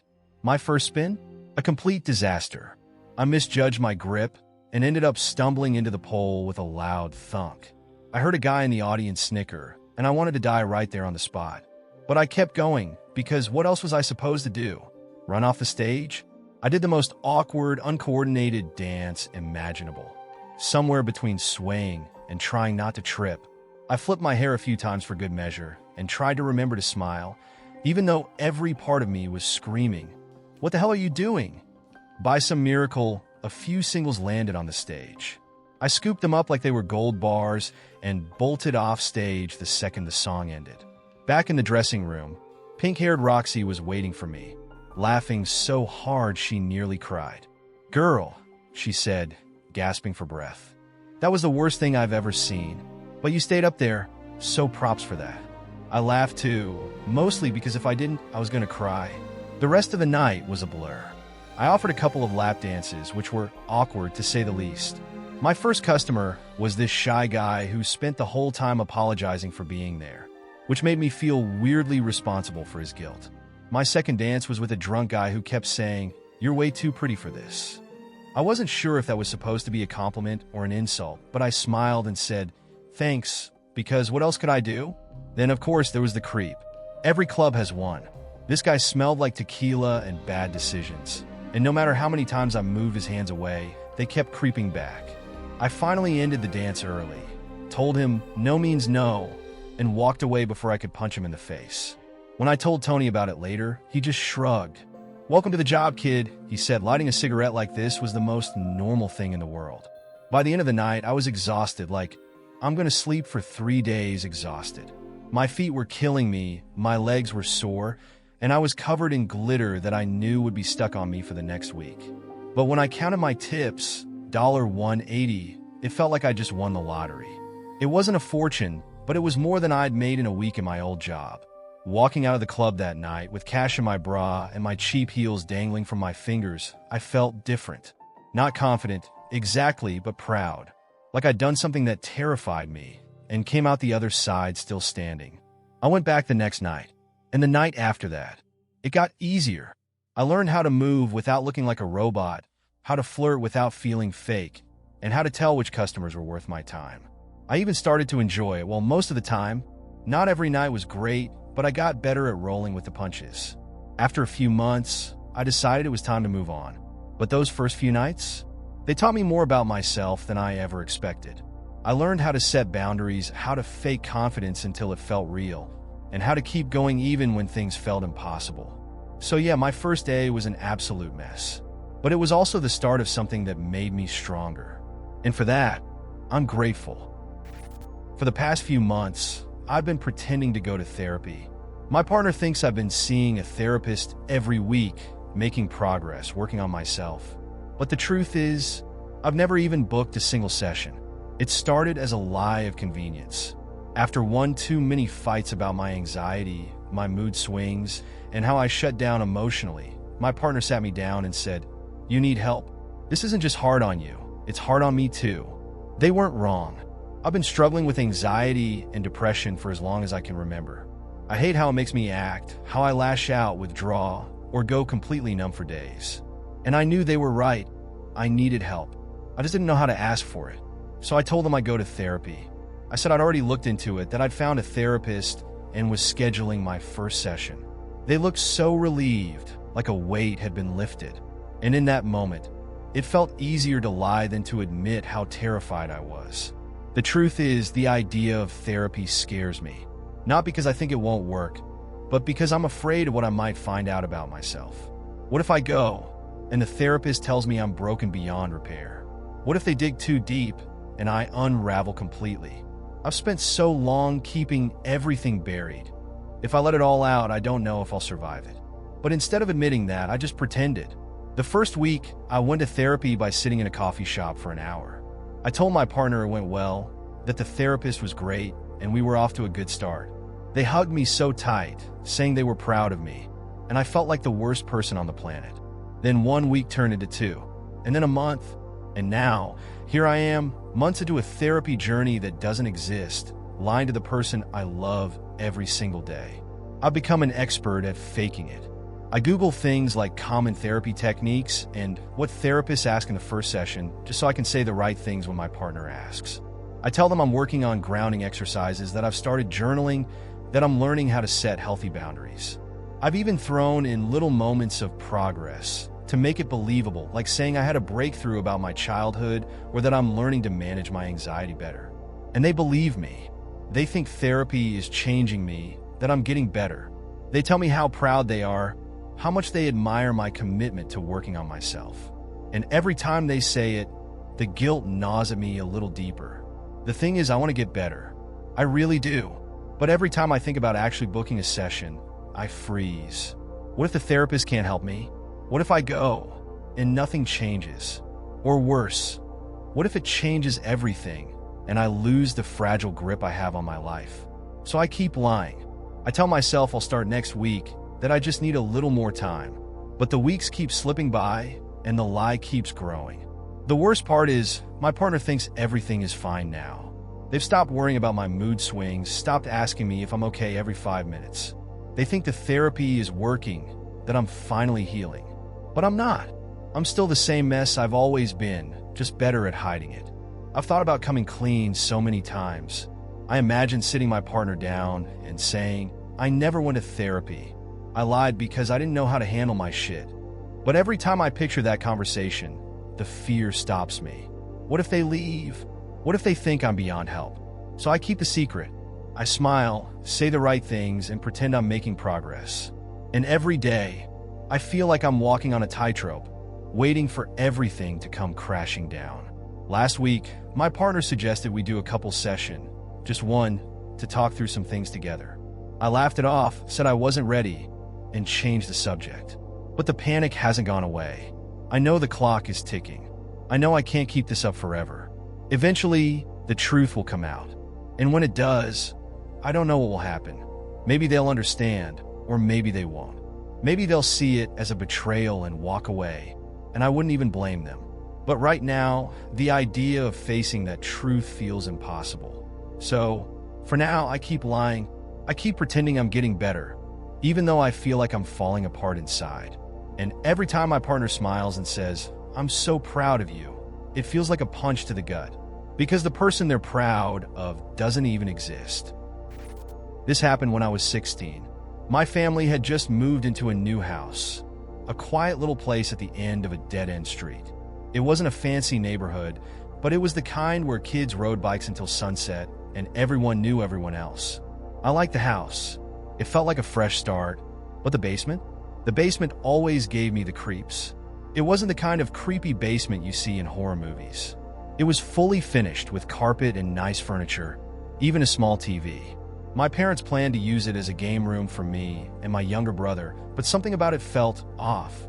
The air down there always felt too still, too cold. And even with all the lights on, it always seemed just a little too dark. I told myself I was being stupid. It was just a basement, nothing scary about it. So on the third night after we moved in, I decided to spend some time down there, hoping to shake off that weird feeling. I brought my laptop and some snacks and curled up on the couch, trying to convince myself it was no big deal. At first, everything was fine. I put on a show and scrolled through my phone, trying to settle in. But after about 20 minutes, I started getting that feeling, the one where it feels like someone's watching you. I glanced around the room. Everything was still. The door at the top of the stairs was closed, and the only sound was the hum of the air conditioner. I told myself I was just being paranoid and turned back to my laptop. But that feeling didn't go away. I tried to ignore it, focusing on the screen, but it felt like there were eyes on me. Like someone was standing just out of sight, watching quietly, waiting. The air grew heavier, and suddenly the soft hum of the room felt wrong. Then I heard it, a soft thud from the other side of the room. I froze. My heart started racing, and I stared at the far wall, where a small storage closet sat half hidden behind a stack of boxes. The closet door was closed, barely, just cracked open enough that a sliver of darkness peeked through. I knew, deep down, I hadn't opened that door. My parents wouldn't have gone in there either. They were still upstairs unpacking. So who or what had moved?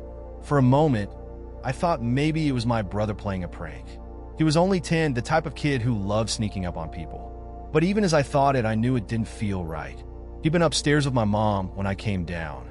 I was sure of it. Then the closet door moved, just a little, just enough for the darkness inside to shift, like someone had pressed against it from the other side. Every instinct I had screamed at me to run, but I couldn't. My body felt like it was glued to the couch, paralyzed with fear. I kept staring at that door, waiting for something, anything to happen, and then it opened, slowly, painfully slowly. The door creaked open an inch at a time, revealing only darkness inside. I gripped the edge of the couch, my heart slamming against my ribcage, waiting for something to step out of that darkness. But nothing did. The door swung open completely, and the room fell silent again. No movement, no sound, just me and the cold, yawning blackness inside the closet. I grabbed my phone, my hand shaking so badly I almost dropped it. I turned on the flashlight and aimed it at the closet, praying I wouldn't see anything staring back at me. The beam of light cut through the darkness, illuminating nothing, just shelves, old holiday decorations, and a few plastic bins. No sign of anyone or anything inside. I let out a shaky breath, laughing nervously at myself. "You're being stupid," I whispered. "It's just a closet." But the feeling didn't go away. If anything, it got worse. And that's when I noticed it. The air inside the closet, it was warm. Too warm.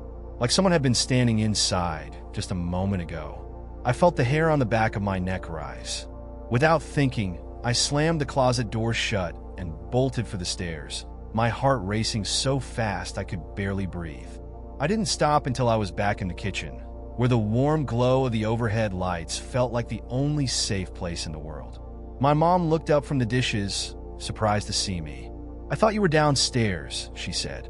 "Yeah," I muttered, trying to sound normal. "Just needed a break." I didn't tell her what happened. I didn't even tell my brother. I didn't want to admit how scared I was, or how stupid I felt for being scared of a closet. But I refused to go back down there alone after that. A few days later, my dad was moving some of the boxes from the basement into the garage. I was sitting at the kitchen table when he came up the stairs, holding something in his hand with a puzzled expression. "Were you playing around with this?" he asked, holding up an old walkie-talkie. I frowned. "No. Why?"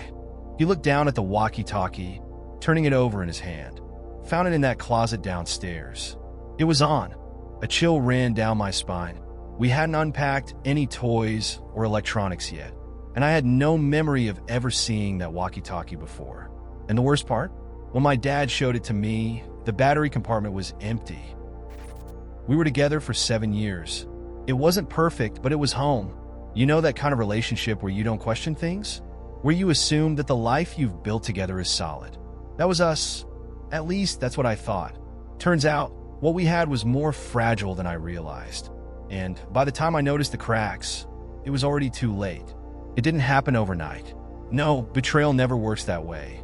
It's a slow, creeping thing. It starts with little shifts that you're too busy or too in love to notice.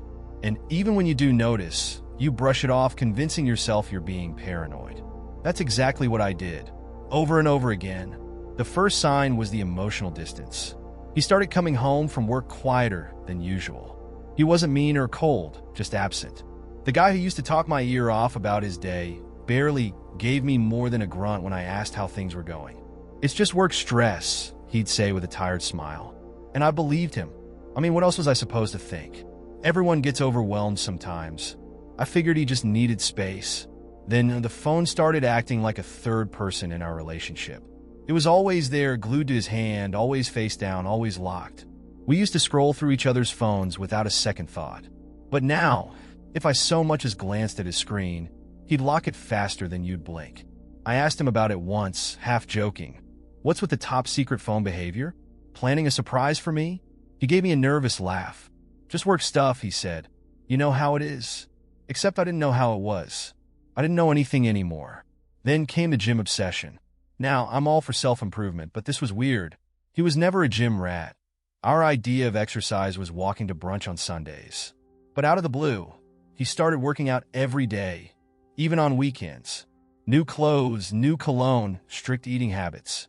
When I teased him about it, asking, "Who are you trying to impress?" he just shrugged and said, "It's good for me. I want to feel better." At first, I supported it, but then the workouts started running longer. And somehow, despite all those hours at the gym, he'd come home looking freshly showered, smelling faintly of a perfume I didn't recognize. I wanted to ask, but every time I tried, the words got stuck in my throat. I didn't want to seem insecure, clingy. I didn't want to become the paranoid girlfriend, even though my gut was screaming at me that something was wrong. Then the excuses started stacking up. "I'm working late. The guys want to grab drinks after work. I'll be back late. Don't wait up." At first, I let it go. I trusted him. 7 years together. How could I not? But the late nights became more frequent, and the stories started getting vaguer. I'd ask where he'd been, and he'd wave me off with a distracted, just out with some friends. One night, after he came home well past midnight, I asked him point blank, "Is everything okay between us?" He gave me this tired look, like I was being dramatic. "Of course. Why would you even ask that?" "Because you feel different," I said quietly. "Like you're not here with me anymore." He sighed, rubbing the back of his neck. "I've just been stressed. You need to stop overthinking things." So I did. I pushed the doubts aside. I tried to convince myself that I was making something out of nothing. But then he started accusing me of being distant. Out of nowhere, he started saying things like, "You've been acting weird lately. Is there something I should know?" Or, "You're always on your phone. Were you texting all the time?" It was surreal. I was the one desperately trying to connect with him, and now he was acting like I was the one hiding something. I remember lying awake one night, staring at the ceiling, and thinking, this isn't normal. It hit me like a punch to the gut. He's projecting. That's when everything started falling into place. The secrecy, the sudden changes, the defensiveness, it wasn't work stress. It was something much worse. One night, he told me he was going out for a drink with an old friend. "It'll be late," he said casually, throwing on one of his new shirts, the kind he never wore around me. He kissed me on the forehead, a quick, distant gesture, and walked out the door without looking back. I stared at the door for a long time, my heart racing in my chest. Something inside me broke that night. I knew I couldn't keep pretending everything was fine, so I did something I never thought I'd do. I checked his location. We'd shared it for years, a just-in-case kind of thing. I never felt the need to look before, but that night, I opened the app. He wasn't at the bar. He was at a hotel. The world tilted. I sat there, frozen, staring at the blinking dot on the map, willing it to move. But it didn't. I wanted to believe there was an innocent explanation, but deep down, I knew there wasn't. He didn't come home until after 2 a.m., reeking of alcohol and something sweet, something that wasn't mine. I was waiting for him on the couch, my heart pounding in my chest, my hands shaking. He looked startled when he saw me sitting there. "You're still up?" he asked, trying to act casual. "How was your night?" I asked, my voice steady, too steady. "It was fine," he said, kicking off his shoes. "Just a couple drinks." "Really?" I held up my phone, the location tracker, still open. "Because it looks like you were at a hotel." His face went white. For a moment, he just stood there like a deer caught in headlights, and I could see the gears turning in his head, trying to come up with a lie. "Say something," I whispered. He sat down heavily on the couch, burying his face in his hands. "It's not what you think." "Then tell me what it is." He looked at me, tears welling in his eyes. "It's been going on for a while," he admitted, his voice barely audible. It didn't mean anything. I felt like I'd been punched in the chest. "How long?" "Almost a year. A year. A whole year of lies, of betrayal, of pretending everything was fine while sneaking off with someone else." I didn't cry. I didn't yell. I just stood up, grabbed my keys, and left. I couldn't be in that apartment a second longer. The next morning, I told him to move out. There was no fight, no begging. He knew it was over. The trust was gone, shattered beyond repair. It's been a few months now, and I'm still healing. Some days are easier than others, but the hardest part is realizing how long I ignored the signs. How many times I told myself I was being paranoid, that things would get better. But the truth is, I knew. I just didn't want to believe it. If I've learned anything, it's this: trust your gut. When someone starts acting differently, When things don't add up, listen to that voice inside you. People will lie to your face, make you feel like you're crazy, but your instincts, they don't lie. Next time, I won't ignore the signs. Because love isn't supposed to feel like a mystery you have to solve. And if it does, it's not love, it's a lie. This happened a few weeks ago, and I haven't told anyone yet. Not because I don't want to, but because I'm not sure anyone would believe me. Hell, I barely believe it, and I was there. It was a rainy Saturday night, and I was driving back from my cousin's place. She lives out in the country, and the only way to get to her house is by taking these long, winding back roads surrounded by nothing but forest.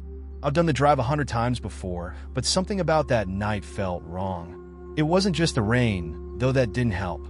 The air felt thick, like the whole world was holding its breath. No cars on the road, no wind, no sounds other than the rhythmic thump of the windshield wipers. Just an uncomfortable, eerie stillness pressing in from all sides. I kept driving, the road curving endlessly through the trees. Fog had started to gather at the edges of the forest, swirling in the headlights like restless ghosts. I turned up the heat, trying to shake the weird feeling that was creeping up my spine. I told myself I was just tired, that everything would feel normal once I got home. Then I saw it. At first, I thought it was a deer standing in the middle of the road, just a dark shape in the distance, barely visible through the rain. I slowed down, squinting through the windshield, but as I got closer, my heart dropped. It wasn't a deer. It was a person, or at least it looked like a person. They were standing perfectly still, facing my car, their arms hanging limp at their sides. Their clothes were soaked, clinging to their thin frame, and their head was tilted at an odd angle, like they were curious about me. I slowed the car to a crawl, the wipers thudding back and forth, trying to get a better look. But something about the figure felt off. Their posture, their stillness. It was all wrong, like they weren't quite human. And then they smiled. It was slow and deliberate, the kind of smile that spreads across someone's face when they know something you don't. It wasn't friendly. It wasn't happy. It was the kind of smile that said, "I've been waiting for you." I felt cold, like someone had poured ice water down my back. My instinct screamed at me to get out of there, but my hands felt glued to the steering wheel. I couldn't move. I couldn't breathe. Then, just as I was about to hit reverse, the figure stepped forward. Not quickly, not threateningly, just one slow, deliberate step toward the car. That's all it took. I slammed my foot on the gas, the tires screeching as I sped past them. For a moment, they disappeared into the rain, swallowed by the darkness and fog. But as I looked in the rearview mirror, I saw something that made my blood run cold. They were still there, but now they were standing in the middle of the road, facing the other way, like they had known exactly where I was going, like they were watching me leave. I gripped the steering wheel tighter, my heart racing as I tore down the road, my headlights cutting through the rain. I kept glancing in the rearview mirror, half expecting to see them again, standing somewhere along the road, waiting. I thought that was the worst of it. I thought if I just kept driving, I'd leave whatever that thing was behind. But then I saw the sign. It was one of those green mile markers they put along the highway. Mile 88. I didn't think much of it at first. But then, 10 minutes later, I saw it again. Mile 88. My stomach dropped. I knew I hadn't made any turns, and there was no way I'd gone in a circle. But there it was. The same sign, the same mile marker. And that's when the radio turned on. I hadn't touched it. It just flicked on by itself, filling the car with a wave of static. I reached for the dial, trying to turn it off, but the static grew louder, crackling and hissing like someone trying to tune into a station that didn't exist. And then, through the static, I heard it. A voice. It was soft at first, almost a whisper, but I could make out the words clearly. "Why did you leave?" My heart pounded in my chest. I fumbled with the radio, yanking the power cord out of the dash, but the voice didn't stop. We weren't finished. I pressed harder on the gas, desperate to outrun whatever was happening. The fog outside seemed thicker now, swirling faster, like the forest was closing in around me. The mile marker appeared again, mile 88. I knew then that I wasn't getting away, and that's when I saw it. In the passenger seat next to me, just at the edge of my vision, a shape began to form. I didn't dare turn my head, but I could feel it, feel them sitting there, watching me, waiting. And then, In a voice just inches from my ear, they whispered, "Almost home." I don't remember the rest of the drive. Somehow, I made it back to my apartment, though I have no memory of how I got there. I parked the car, ran inside, and locked every door and window. I sat on the floor of my living room with all the lights on, shaking, waiting for the sun to rise. The next morning, I went out to check the car. I thought maybe I'd find some logical explanation, a prank, a weird dream, something that would make it all make sense. But when I opened the passenger door, the seat was wet, soaked like someone had been sitting there the whole time, and in the middle of the seat, pressed into the damp fabric, was a single handprint. I haven't driven that road since. I never will. And every now and then, when I'm driving late at night, I swear I catch a glimpse of something in my peripheral vision, a shadow in the passenger seat, waiting patiently, smiling. And I know, without a doubt, one day it'll be waiting for me again. And next time, I don't think I'll get away. I don't know how to explain what happened that night, and honestly, I try not to think about it too much. But some nights, when things get too quiet, it creeps back into my mind, and I feel the same fear all over again. It happened last December. I had just moved into a new apartment. Nothing fancy, just a small place on the second floor of an old building. The rent was cheap, and it was close to work, so I thought I'd lucked out. The first few nights were fine. Quiet neighbors, decent view from the window, no issues. But then about a week after I moved in, I started hearing noises at night. It was subtle at first, just little creaks and taps, like the sound of the old pipes shifting. I figured it was nothing. Old buildings make weird noises, right? But the more I listened, the more I realized these noises were too deliberate. Every night, around 3 a.m., I'd hear a faint tap, tap, tap at my window. The first time it happened, I ignored it. I was too tired to care, and I figured it must be the wind or some branch brushing against the glass. But the next night, the tapping came again, same time, same rhythm. And here's the thing. There are no trees near my window. By the third night, I couldn't ignore it anymore. I stayed up, waiting for the sound. At exactly 3:03 a.m., it started again. Tap, tap, tap. Soft, steady, like a knuckle gently rapping against the glass. I sat up in bed, heart pounding, staring at the window. The curtains were drawn, and I told myself not to open them. Don't look. Whatever it was, I knew I didn't want to see it. But curiosity got the better of me. I grabbed my phone, switched on the flashlight, and slowly pulled the curtain aside. My breath caught in my throat. There was a face looking in. It wasn't human. Not exactly. The skin was pale and stretched too tightly over its skull, and the eyes, they were wide and empty, like they were looking straight through me. The thing just hovered there, inches from the glass, with a twisted, unsettling grin stretched across its face. I wanted to scream, but no sound came out. My hands shook as I stared at the thing outside my window, praying it would disappear. And then it raised its hand and tapped the glass again. Tap, tap, tap. That was enough. I dropped the curtain and backed away, heart racing, struggling to breathe. For a moment, I thought about calling someone, but what would I say? There's something tapping on my window? They'd think I was crazy. I didn't sleep that night. I just sat on the edge of the bed, waiting for the sun to rise. When morning finally came, I pulled the curtains open again, and there was nothing there. No face, no footprints on the ledge. Just an ordinary window, looking out at the street below. I tried to convince myself it was a nightmare, that maybe I'd imagined the whole thing. But the next night, it happened again. Tap, tap, tap. Every night, like clockwork, it would return, always at 3:03 a.m., always with that same twisted grin pressed against the glass. I started dreading the nights, staying awake for as long as I could, hoping that if I ignored it, it would go away. But it didn't.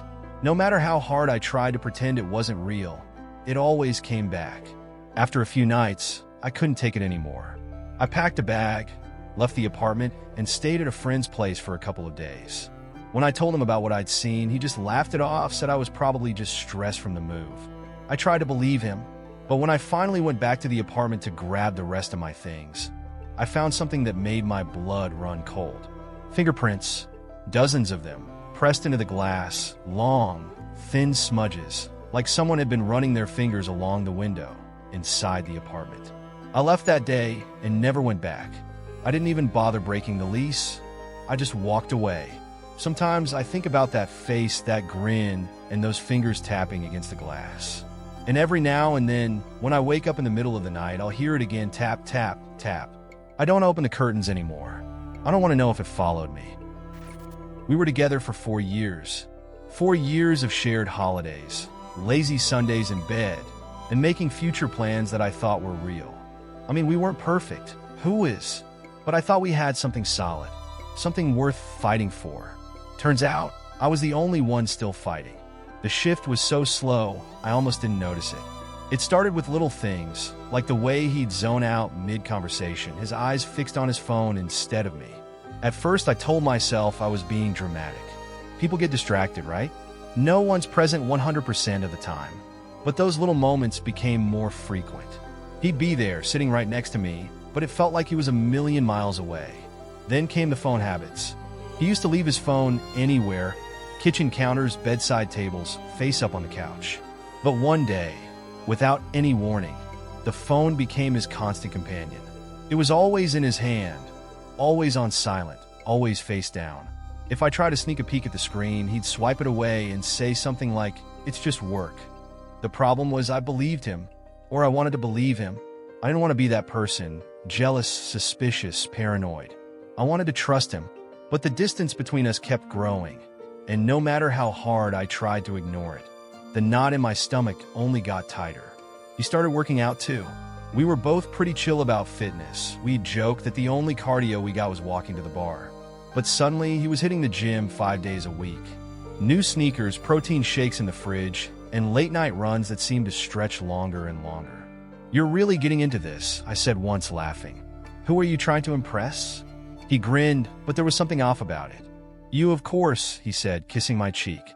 But it didn't feel like a compliment. It felt like a line rehearsed just enough to sound convincing. The late nights came next. He'd always been home by 6 or 7, and we'd make dinner together, something simple. But now, there were meetings that stretched until 10, work drinks that lasted past midnight. "Don't wait up," he'd text, and I'd sit there alone, staring at the half-empty bottle of wine we were supposed to share. One night, after waiting for him to come home until 2 a.m., I decided to confront him. "What's going on with you?" I asked the next morning, trying to keep my voice calm. "You've been so distant lately." He sighed, running a hand through his hair. "It's just stress, babe. Work's been insane." "Is it?" I asked, folding my arms, "because it feels like there's something else." He gave me that tired smile, the one that used to make me melt. "You're overthinking things," he said softly. "We're fine." But we weren't. I knew it, and I think deep down he knew I knew. Then came the accusations, and that's when everything clicked. He started saying weird things out of nowhere. "You've been on your phone a lot lately." Or, "Who were you with last night, really?" The first time he said it, I laughed, thinking he was joking. But he wasn't. There was an edge to his voice that unsettled me. It didn't make sense. I wasn't hiding anything. I was right there trying to connect with him, and he was acting like I was the one pulling away. That's when it hit me. He was projecting. The night everything came crashing down, he told me he had a work event. It might run late, he said, kissing me goodbye in that same distracted way he had for months. Something inside me snapped. As soon as he left, I opened the Find My app on my phone. We'd shared our locations for years, more out of habit than anything else. But that night, I had to know. I needed to stop pretending everything was okay. He wasn't at the office. He wasn't at a bar or a restaurant either. He was at a hotel across town. I sat there, staring at the blinking dot on the screen, feeling like the air had been sucked out of the room. My hands shook as I refreshed the page over and over, hoping it was a glitch. But it wasn't. The knot in my stomach tightened until I thought I'd be sick. He came home a little after 2 a.m., his hair slightly damp like he'd just taken a shower. He smiled when he saw me sitting on the couch, but it faltered when he noticed the look on my face. "You're still up?" he asked, setting his keys on the counter like nothing was wrong. "How was the work event?" I asked, my voice low.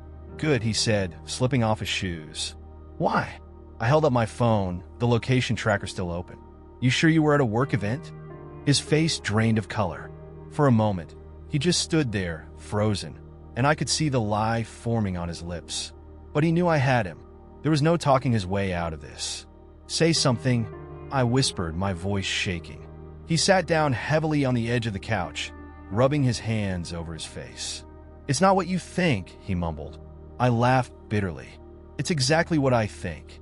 He stared at the floor for a long moment before whispering, "It's been a few months."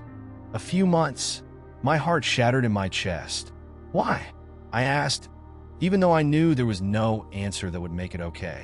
"I don't know," he whispered. "It just happened. Just happened." I repeated, my voice cracking. "You don't accidentally end up at a hotel with someone else." He didn't say anything after that. He didn't beg for forgiveness or try to make excuses.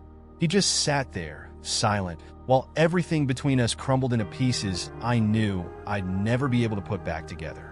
I stood up, grabbed my bag, and left. I didn't know where I was going, just that I couldn't stay there, in that apartment filled with the ghost of what we used to be. The next morning, I told him to move out. He didn't fight me. He knew it was over. It's been months now, and some days are better than others.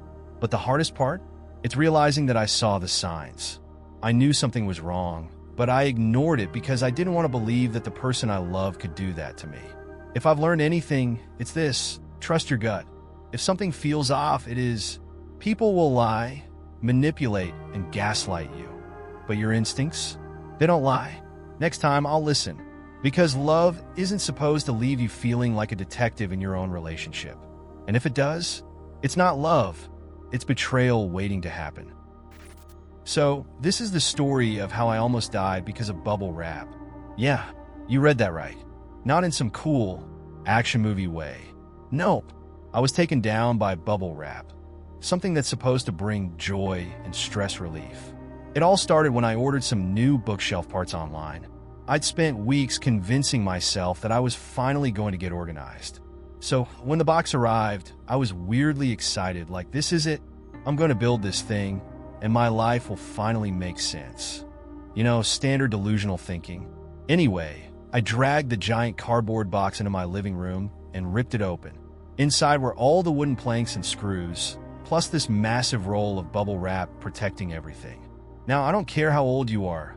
When you see bubble wrap, you have to pop it. It's basically law. So I spread the bubble wrap out on the floor and decided to take a quick break from adulting to indulge in the pure joy of stomping on some bubbles. But this wasn't the normal little bubble wrap. No, this was the big industrial-sized stuff, the kind with bubbles the size of golf balls. You step on one of those bad boys, and it sounds like a cannon going off. Naturally, I was all in. I took a running start and jumped onto the bubble wrap like I was landing on a trampoline. I stomped, twisted, and danced like I was performing in some bizarre one-man Broadway show. Bubbles were popping left and right, and I was having the time of my life. But then, I got cocky. There was one last strip of unpopped bubbles near the edge of the room. I was determined to get them all in one final, glorious stomp. So I took another running leap, and that's when disaster struck. As I landed, the bubble wrap slipped from under me like a banana peel. My feet shot forward, and I went airborne for the second time in 5 minutes. Before I knew it, I was falling backward in slow motion, arms flailing wildly, as if I could somehow grab hold of the air itself.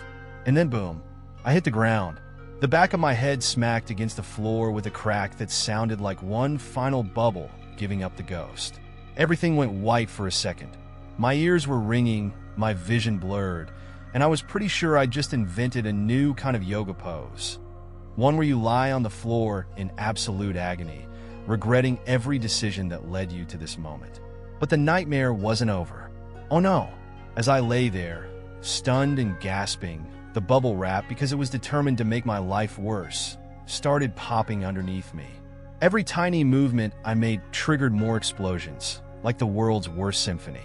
Pop, pop, pop. Each sound was like a slap to my dignity.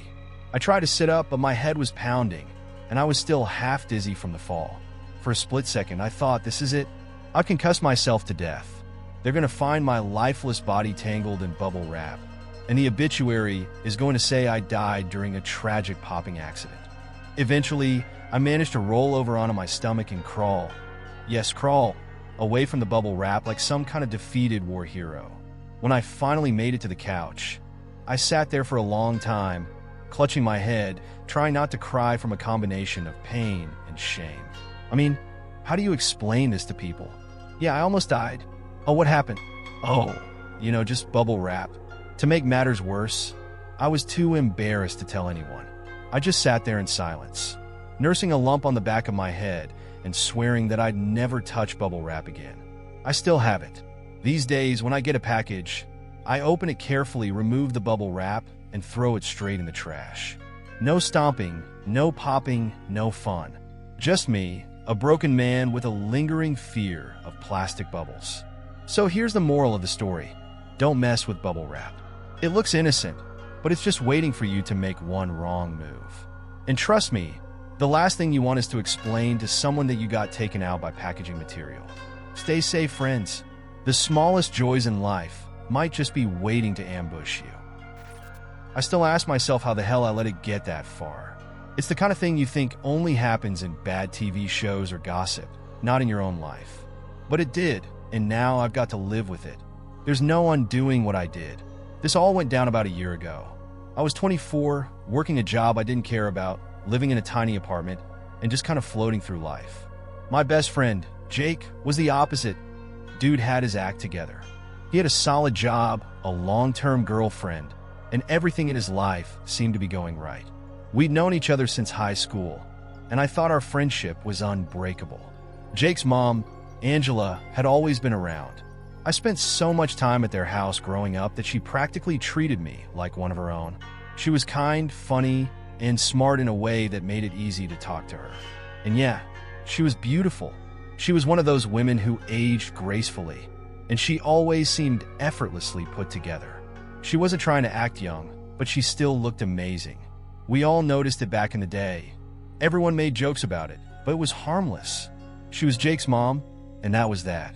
There were rules, unspoken but ironclad. Some things just aren't supposed to happen. Ever. Until they do. It was a Saturday night, and Jake had invited me over for a barbecue. His girlfriend, Lauren, was there, and a few of her other friends were supposed to come by too. Everything started out normal. Burgers on the grill, beers in hand, just another easy night with friends.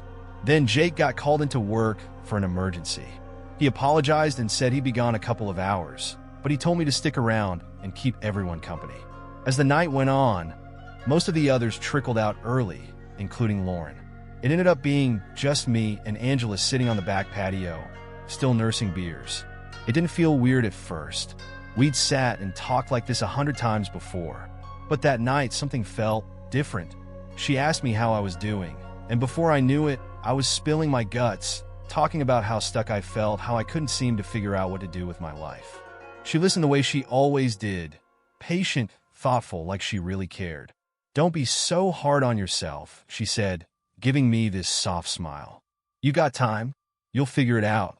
I don't know what it was about the way she said it, but suddenly, it felt like the conversation had shifted. There was a weight in the air, this kind of unspoken tension between us. It wasn't something I'd ever felt with her before, and it caught me off guard. But instead of stepping back, I leaned into it. She reached over and gave my arm a squeeze, a small, friendly gesture, but it lingered just a second too long. And that's when I knew. I should have left. I knew I should have, but I didn't. Instead, I kissed her. It was slow at first, like we were testing the waters, waiting for one of us to stop. But neither of us did. One kiss turned into two, and before I knew it, we were stumbling inside the house, our hands all over each other. It was like every warning in my head shut off, and all that mattered was what was happening in that moment. We ended up in her bedroom. It was fast and chaotic, and the whole time, a voice in the back of my head was screaming that this was wrong, that it was a betrayal on every level. But I didn't stop. I couldn't. Afterward, we lay there in silence, both of us catching our breath. Angela gave me this look, half smile, half something else, and said, "We probably shouldn't do that again." I nodded, but I knew I was lying to myself. The next morning, I slipped out of the house before Jake got back.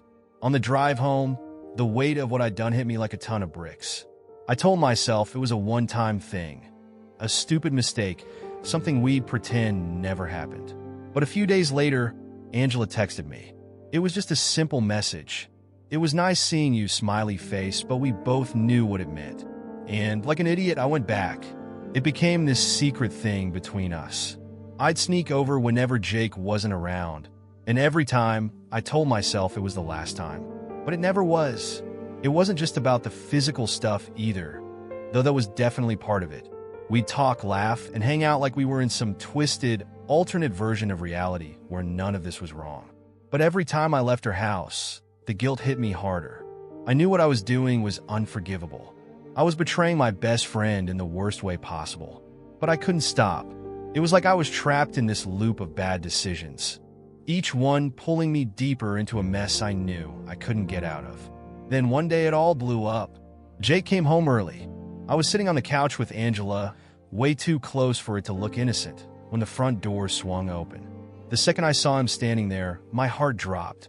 He stared at us, his face shifting from confusion to disbelief to pure rage in the span of a few seconds. "What the fuck is going on?" he demanded, his voice trembling with anger. I tried to explain, but there was no explanation that could make this okay. What was I supposed to say? "Sorry, man. I've been hooking up with your mom behind your back." There was no coming back from this. Jake looked at me like he didn't even know who I was anymore.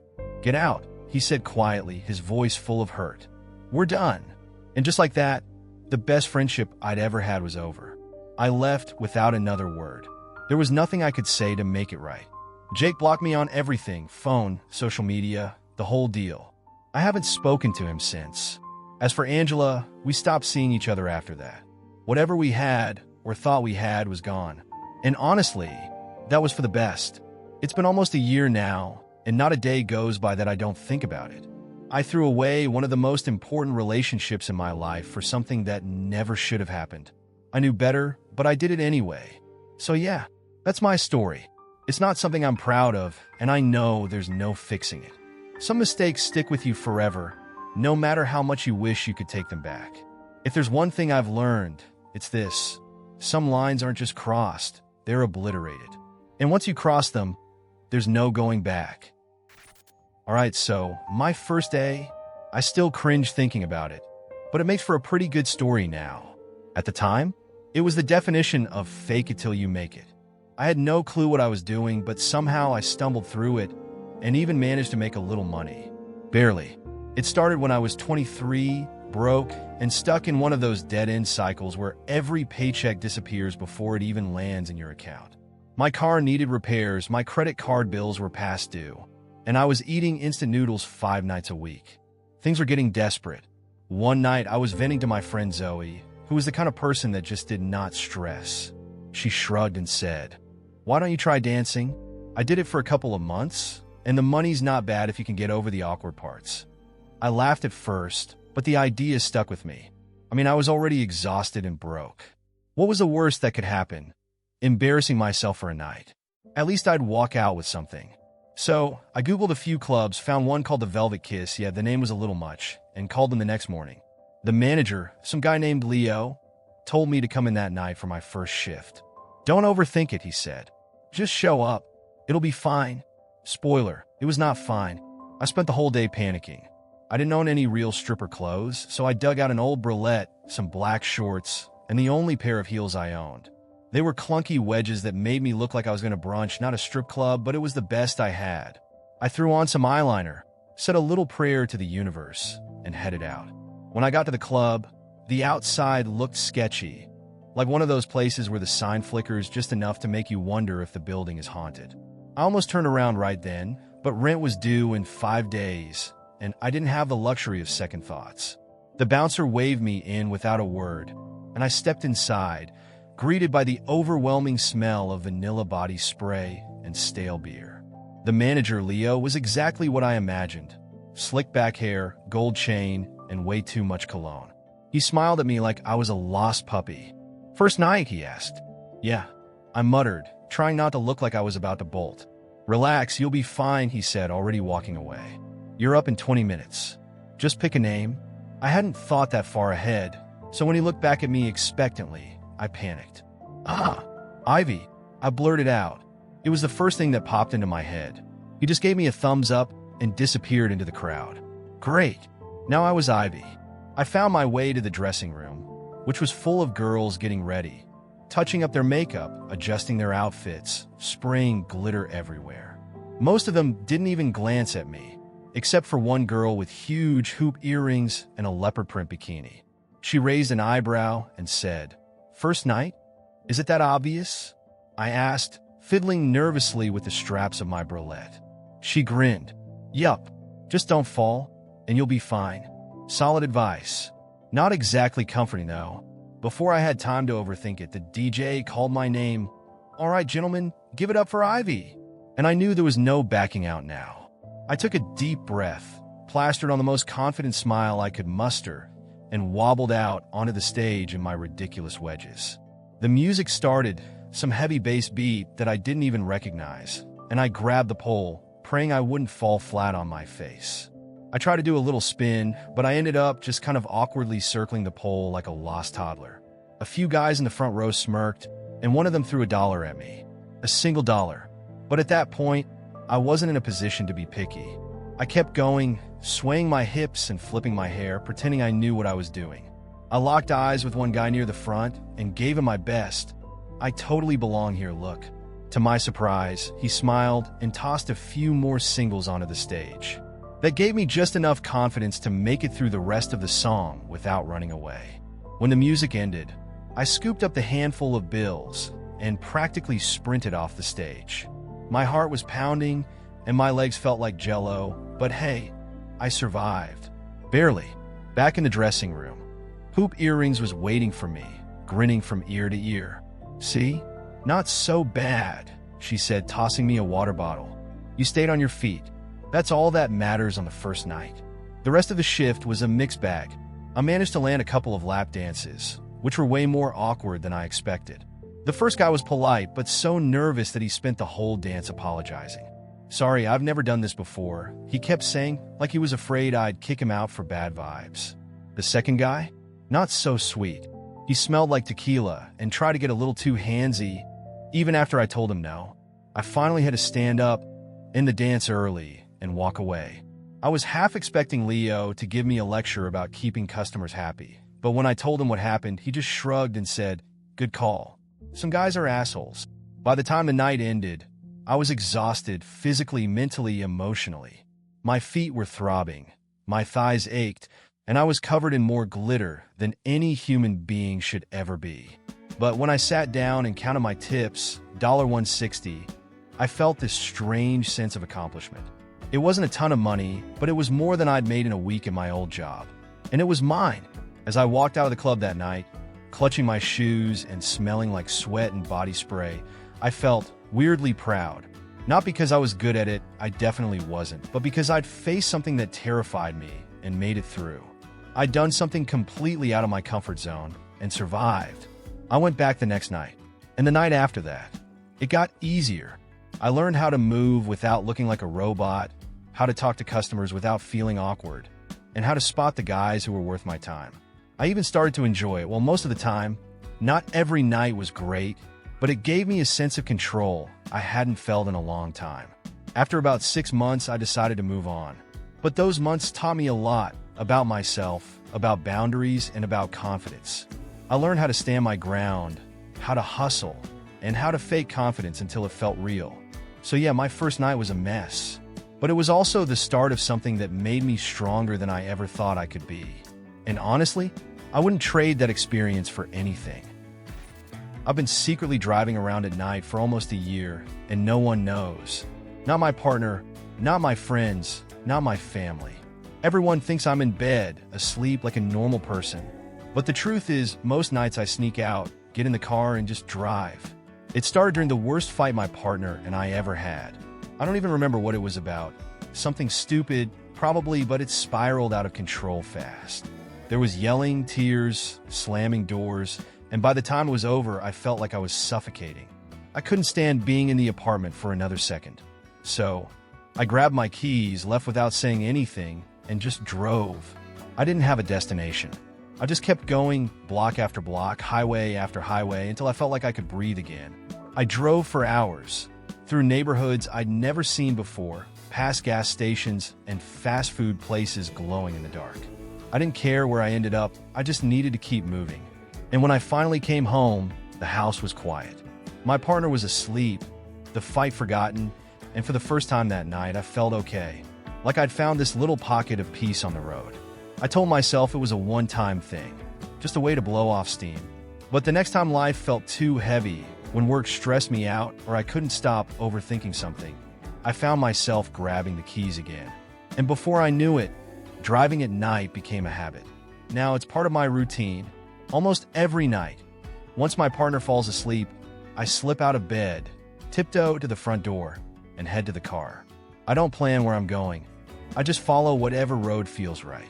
Sometimes I drive to the next town over, park near a lake, and sit in silence for a while. Other times, I just loop around the same streets, windows down, letting the night air cool my skin. I know it sounds weird, but those drives are the only thing keeping me sane. There's something about the hum of the engine, the blur of street lights passing by, the way the world feels softer at night. It's like I can leave everything behind for a little while, the stress, the guilt, the fear, and just exist. The problem is, I have no idea how to explain it to anyone. How do you tell the person you love that you sneak out every night to drive around alone because it's the only time you feel okay? They'd think I was crazy, or worse, that I was hiding something from them. And in a way, I am. I mean, it's not like I'm doing anything dangerous or illegal, but the secret is eating away at me. Every time I crawl back into bed before dawn, I feel this wave of guilt, like I'm living a double life. My partner has noticed too. They've asked me a few times why I've been so tired lately, why I seem distracted. I always shrug it off, blame it on work, or say I didn't sleep well. And they believe me, at least for now. But I know it's only a matter of time before they start asking more questions. The worst part is I don't even know why I do it.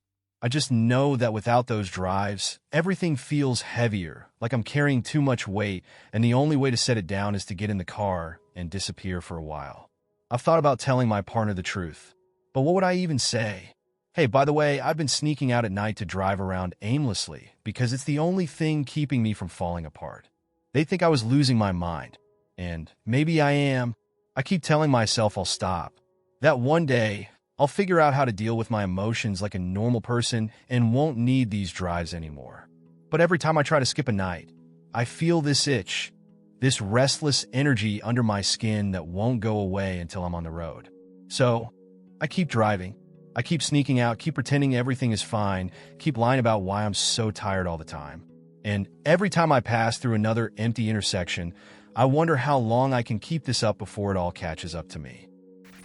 There's no way to tell this story without sounding like a complete idiot.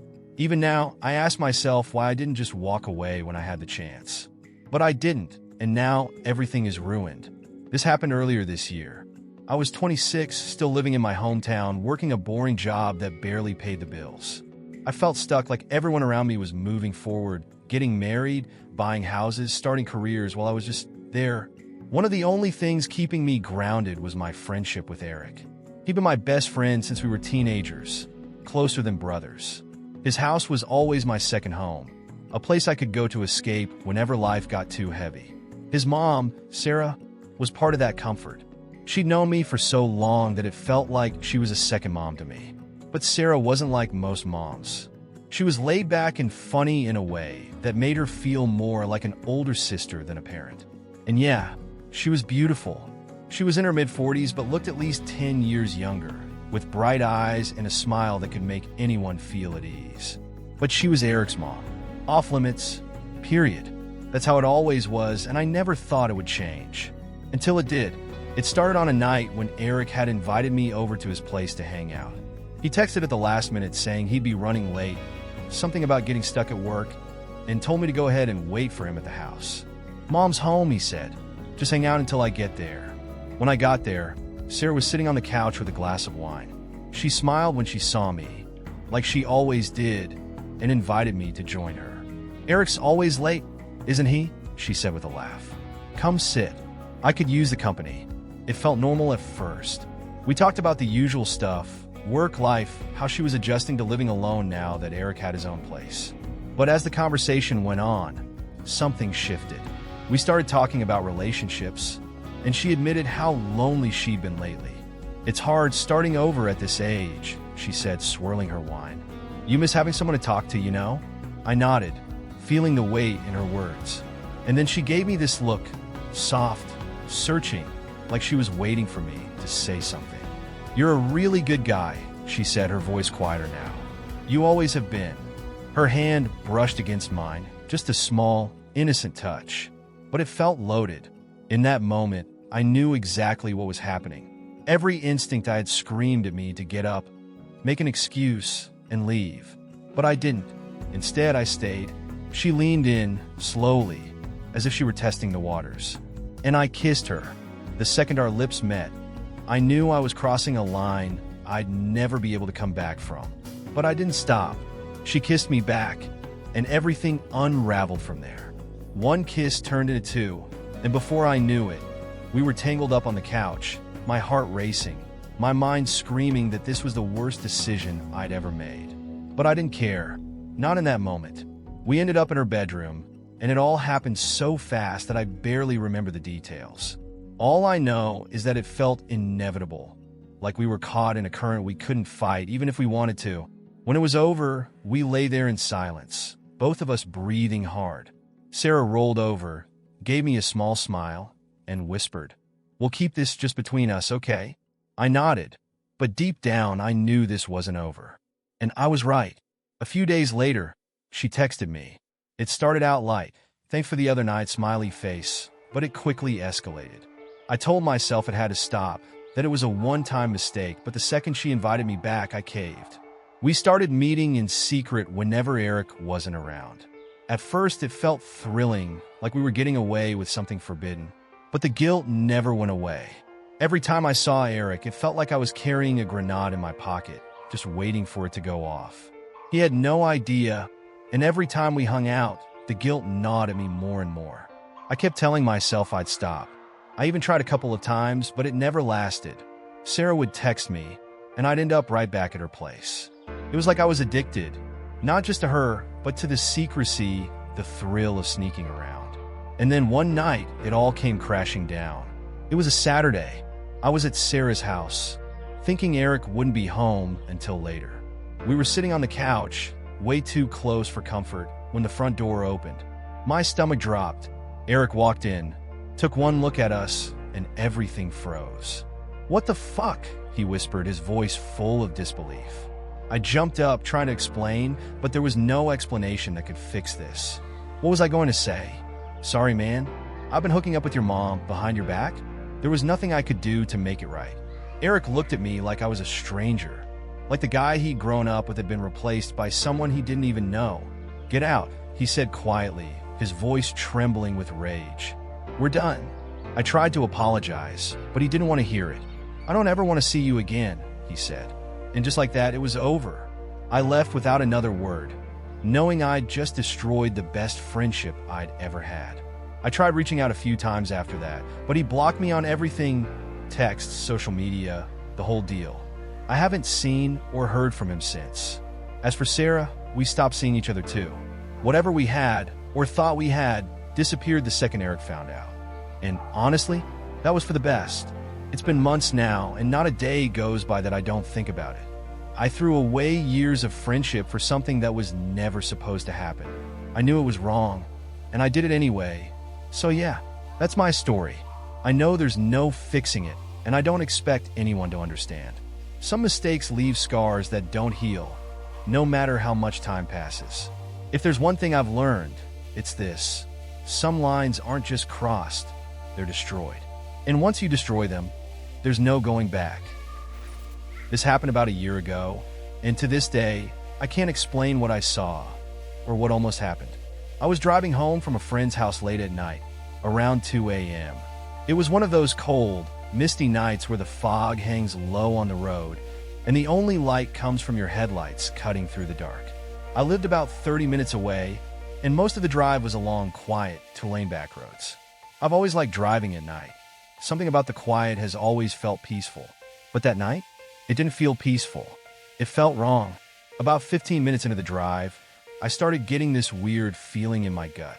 It wasn't fear exactly, more like discomfort, like my brain was trying to tell me that something wasn't quite right. At first, I thought maybe I was just tired, but as I kept driving, the feeling got worse. Then I noticed the car behind me. It was far back at first, just a pair of faint headlights glowing through the fog. I figured it was someone else heading home late, no big deal. But something about those headlights made me uneasy. They were too steady, too perfect, always keeping the same distance behind me. Never closer, never farther. I sped up a little, hoping they'd pass me. But they didn't. The car stayed exactly the same distance behind me, matching my speed perfectly. It wasn't tailgating me, just following. Patiently. I told myself I was being paranoid. Maybe it was just someone heading in the same direction.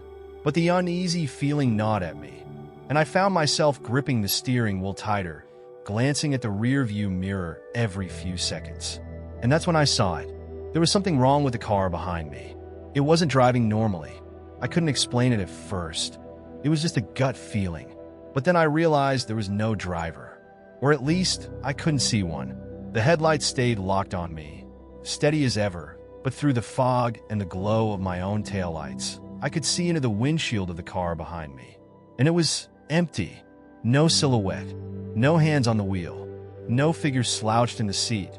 Just darkness. My chest tightened with panic. I tried to convince myself it was a trick of the light. Maybe the driver was sitting low, or the fog was playing tricks on me. But every time I glanced in the mirror, the car looked the same, perfectly empty. I hit the gas, my heart thudding in my chest, desperate to get away from the thing behind me. The road twisted through the woods, and the trees blurred past as I sped around a sharp curve. For a second, the car behind me disappeared from sight, swallowed by the bend in the road. And just when I thought I might have lost it, it reappeared, right behind me, exactly the same distance as before. My pulse pounded in my ears. I slammed my foot on the gas, speeding down the narrow road, trying to put as much distance between me and the car as possible. But no matter how fast I went, it stayed with me, always the same distance behind, like it was attached to me by some invisible thread. I knew I couldn't outrun it, not on those winding roads. I needed to get somewhere safe, somewhere with people. Up ahead, I saw a small sign, "Rest stop, 1 mile." I didn't even hesitate. I yanked the wheel and flew down the exit ramp, my tires squealing against the wet pavement as I pulled into the lot. The rest stop was empty, just a single vending machine and a few parking spaces, but it was well lit, and for the first time in miles, I felt a flicker of relief. I parked the car and looked in the rearview mirror. The road behind me was empty. No headlights, no car, no sign that anyone had been following me at all. I sat there, catching my breath, my heart still racing. Had I imagined it? Had it been some kind of weird optical illusion? I tried to convince myself it was nothing, just my tired brain playing tricks on me. But as I sat there, staring at the empty road, the headlights came back. Out of nowhere, they blinked into existence at the edge of the lot, as if the car had been waiting in the dark the whole time. And it was heading straight for me. My stomach dropped. I threw the car into reverse, slammed the pedal to the floor, and backed out of the parking spot as fast as I could. The other car glided toward me, smooth and silent, its headlights burning through the fog. I could feel the weight of its presence pressing down on me, like it wasn't just a car, like it was something else entirely. I spun the wheel, peeled out of the lot, and shot back onto the highway, my heart racing so fast I could barely see straight. The car followed me, keeping pace with an eerie, mechanical precision, never speeding up, never slowing down. Just following. I don't know how long I drove, minutes, hours, it all blurred together. But eventually, I saw the glow of a gas station up ahead. I pulled into the lot, tires screeching, and threw the car in a park. And the other car? Gone. Just like that, it vanished. No headlights, no taillights, no trace that it had ever been there. I sat in the parking lot for a long time, too scared to move. I wanted to tell someone what had happened, but how do you explain something like that? Hey, a ghost car chased me down a back road. They'd think I was crazy. Hell, I felt crazy just thinking about it. Eventually, I pulled myself together and made the rest of the drive home. But I haven't driven those back roads since. And sometimes, late at night, when I'm on the highway and glance in the rearview mirror, I swear I see those headlights. Just for a second. Just long enough to remind me that whatever was out there that night, it's still waiting. This happened 2 weeks ago, and it still doesn't feel real. I keep replaying it in my head, trying to convince myself it didn't happen the way I remember. But it did, and I don't know how to live with that. It was a Sunday night, and I was driving home from my girlfriend's place. She lives about an hour away, and I'd stayed later than I planned. It was one of those foggy nights where the world feels smaller, like the mist swallows everything beyond your headlights. The road was empty, just me and the hum of the engine cutting through the fog. About 20 minutes into the drive, I noticed something strange. There was a shape up ahead, barely visible through the mist. At first, I thought it was an animal, a deer or a coyote, maybe, but as I got closer, I realized it wasn't an animal. It was a person. They were standing in the middle of the road, facing away from me, their back to the car. No flashlight, no reflective clothing, just standing there. I slowed the car, my heart picking up speed. As the fog swirled around the figure, I noticed they were wearing something strange, a hospital gown. It was dirty and tattered, the edges frayed, like they'd been wandering for a long time. Their hair was tangled and wet, plastered to their neck. I rolled to a stop about 10 feet away from them, debating whether I should honk the horn or roll down the window. Something about the way they were standing, so still, so unnatural, sent a chill down my spine. I leaned forward and tapped the horn lightly. The figure twitched, just a tiny movement, but enough to make my blood turn to ice. Slowly, agonizingly slowly, they began to turn around. When their face came into view, I almost screamed.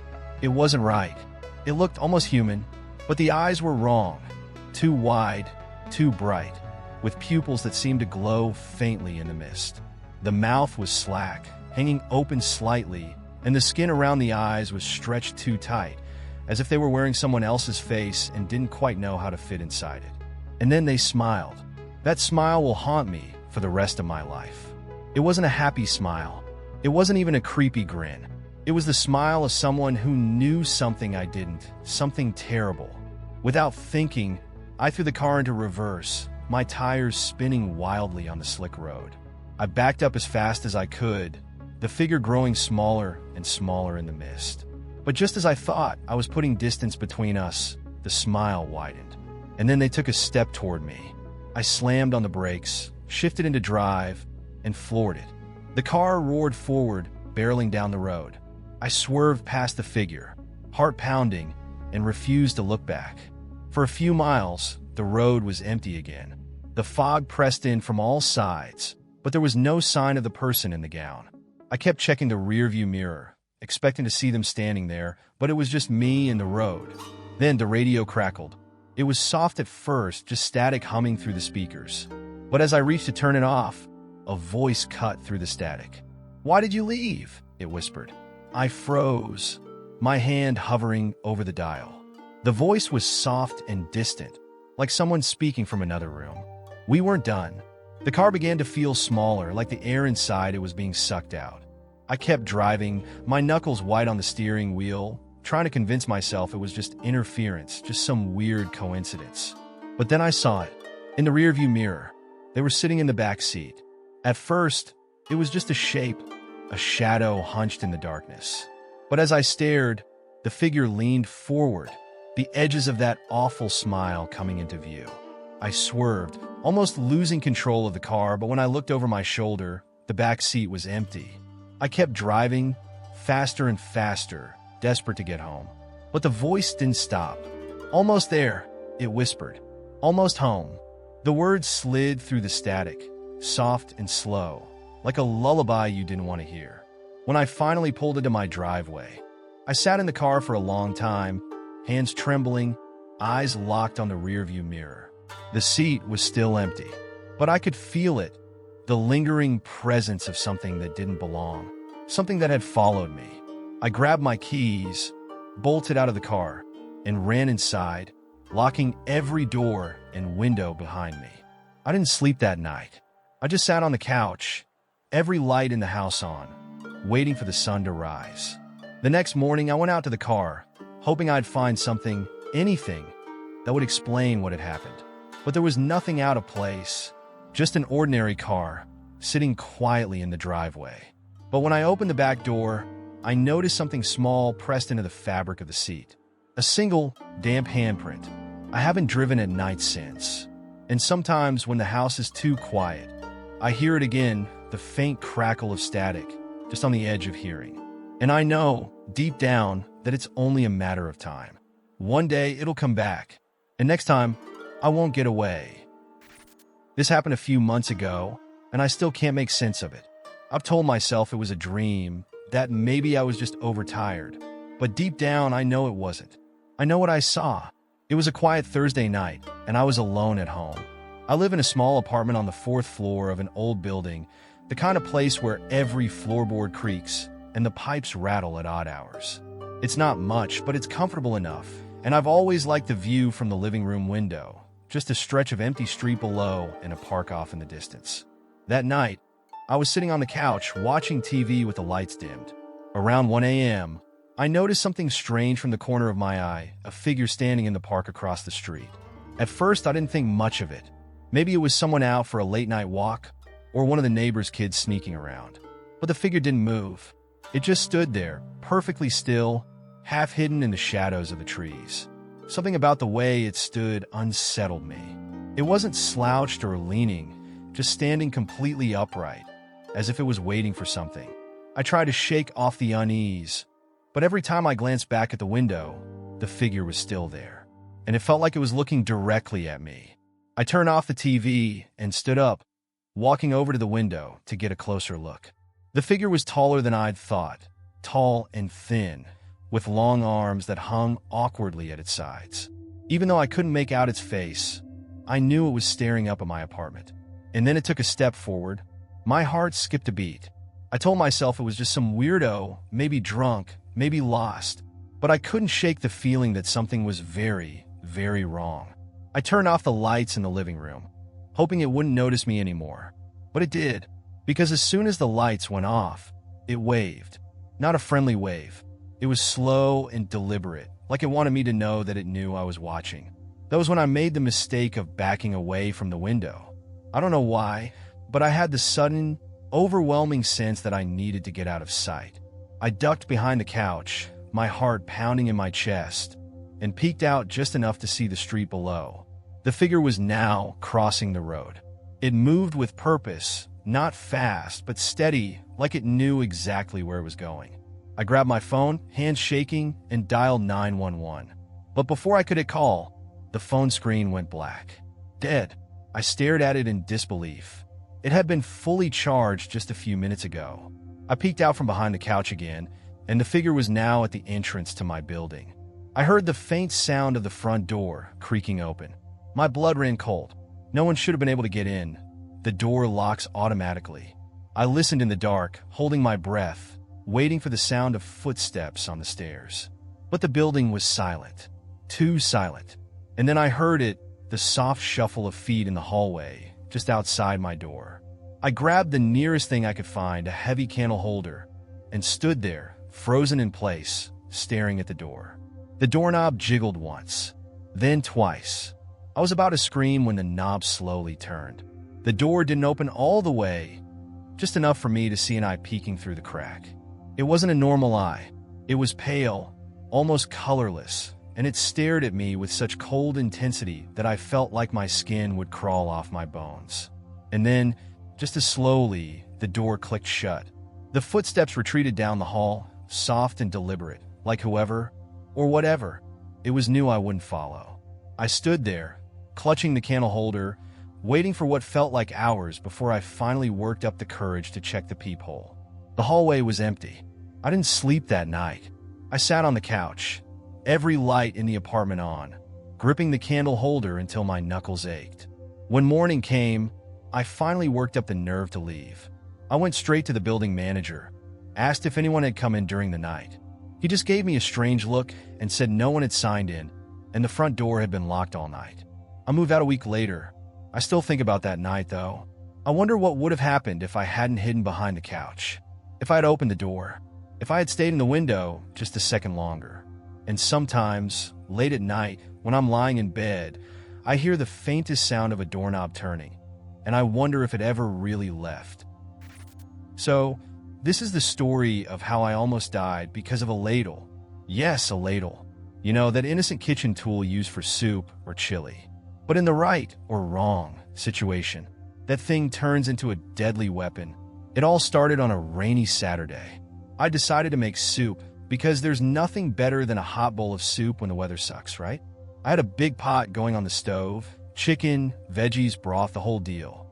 The smell was incredible, and I was feeling very proud of myself. I figured I'd finally cracked adulthood by making a homemade meal instead of ordering takeout for the third night in a row. When the soup was ready, I grabbed my trusty ladle from the drawer. Now let me just say, this ladle was not some delicate, lightweight thing. It was huge, the kind of ladle that could double as a medieval weapon. Metal, with a long handle and a deep bowl that could hold like half a gallon of soup. A beast of a tool. But I wasn't worried. It's just soup, right? What could go wrong? Famous last words. I dipped the ladle into the pot and scooped out a big, steaming serving of soup. Everything was going smoothly until I realized that the ladle handle was a little slippery from the steam. As I went to pour the soup into a bowl, the ladle slipped right out of my hand, and in a split second, it launched itself out of the pot like a catapult. The hot soup, because it was fresh off the burner, went everywhere. I mean everywhere. All over the counter, the stove, and worst of all me. A splash of scalding hot broth hit my wrist, and out of pure instinct, I jumped backward, without thinking about the fact that I was standing on a freshly mopped, wet kitchen floor. Yup, you can see where this is going. The second my foot hit the wet tile, I went into full cartoon character mode. My feet flew out from under me like I'd stepped on a banana peel, and for a brief moment, I was airborne. Just me, a cloud of steam, and a flying ladle, tumbling toward disaster. I came down hard, smacking the back of my head on the cabinet door behind me. But that wasn't even the worst part. As I hit the ground, I heard this horrible metallic clang and watched in horror as the ladle, my own trusted ladle, spun through the air like a boomerang and smacked me right in the face. Let me tell you, getting hit in the face by a metal ladle hurts more than you'd think. It caught me square on the nose, and the pain was instant. My eyes started watering, and for a second, I couldn't even tell if I was bleeding or not. I just lay there on the kitchen floor, stunned, soaking in soup, and questioning every life decision that had brought me to this moment. Meanwhile, the kitchen looked like a war zone. There was broth dripping from the cabinets, vegetables scattered across the floor, and a pot still bubbling away on the stove, as if mocking me. And the ladle? It rolled to a stop next to my head like it knew it had won. For a brief moment, I genuinely thought this is how it ends. I'm gonna die on my kitchen floor covered in soup because I got ambushed by my own cooking utensils. I imagined someone finding me hours later, lying there with a ladle print on my face, and having to explain it to the paramedics. Cause of death? A kitchen accident. After a few minutes, I managed to sit up, but my nose was throbbing, my head was pounding, and my pride was in pieces. I hobbled over to the bathroom to check myself in the mirror, fully expecting to see blood pouring from my nose. Luckily, no broken bones, but I did have a ridiculous red mark right across the bridge of my nose where the ladle had smacked me. As I stood there inspecting the damage, I thought, how the hell did I almost get taken out by soup? Eventually, I cleaned up the mess, limping and cursing the entire time. I salvaged what was left of the soup. But let's be honest, by the time I sat down to eat, it didn't taste like victory. It tasted like failure. Every spoonful was just a reminder of how close I'd come to dying in the dumbest way imaginable. So, what's the lesson here? Respect your kitchen tools. Ladles, spatulas, tongs. They might look harmless, but they're just waiting for the perfect moment to ruin your life. And if you ever decide to make soup, for the love of everything holy, keep your floors dry. One slip is all it takes to go from cozy meal to near-death experience. These days, I approach my kitchen with the same caution I'd use in a chemistry lab. I keep a firm grip on every tool. I double-check my footing, and I repeat, never underestimate the power of a rogue ladle. Stay safe out there, folks, because life will come at you fast, and sometimes it's carrying. We were together for 6 years. 6 years of building a life, shared friends, holidays with each other's families, lazy weekends where doing nothing together was the best part of my week. I thought we were solid, I thought this was it, the person I'd grow old with. But betrayal has a way of sneaking up on you, like a leak you don't notice until the ceiling caves in. And when it hit me, it knocked the wind right out of me. It didn't start with some big blowout fight. It never does. It was small things. Things I told myself weren't a big deal. The little moments that made my stomach twist. Moments I brushed off because I didn't want to admit what they meant. It started with the phone. God, the phone is always where it begins, isn't it? He used to be so open with it. Leaving it on the table, unlocked, handing it over without a second thought if I needed to check the weather or order food. But one day, that changed. He started keeping it close, pocketed, screen down, notifications turned off. At first, I told myself I was imagining things. Everyone's allowed to be private, right? But it felt different. If I walked into the room while he was texting, he'd lock the screen so fast it made my head spin. When I asked about it, he'd shrug. "It's just work stuff," he said, smiling like I was being silly. I wanted to believe him, so I did. I told myself I was being paranoid. We'd been together for years. What reason did I have not to trust him? But the distance between us kept growing. We used to talk about everything, plans, dreams, random thoughts that popped into our heads. But now, it felt like every conversation was forced. He wasn't cruel, just absent. There was no laughter, no curiosity about my day. He'd come home, scroll on his phone, and when I tried to talk, he'd give one-word answers, like he was doing me a favor by listening. I told myself it was a phase. People go through phases, right? He was probably stressed from work. That's what I kept telling myself, over and over again. Then the gym obsession started. Out of nowhere, he was working out every day, buying new clothes, getting haircuts more often than usual. I told myself it was great that he was taking care of himself. New year, new you, huh? I joked one morning as he pulled on a tight-fitting t-shirt I'd never seen before. He just smiled and said something like that. But the thing that gnawed at me the most was that he wasn't putting in this effort for us. He wasn't dressing up when we went out together. He was saving his best version for someone else. Someone I hadn't met yet, but who was already pulling him away from me, piece by piece. Then came the nights out. He started staying out later than usual, work drinks, he'd say. Just catching up with the guys. I wanted to be supportive.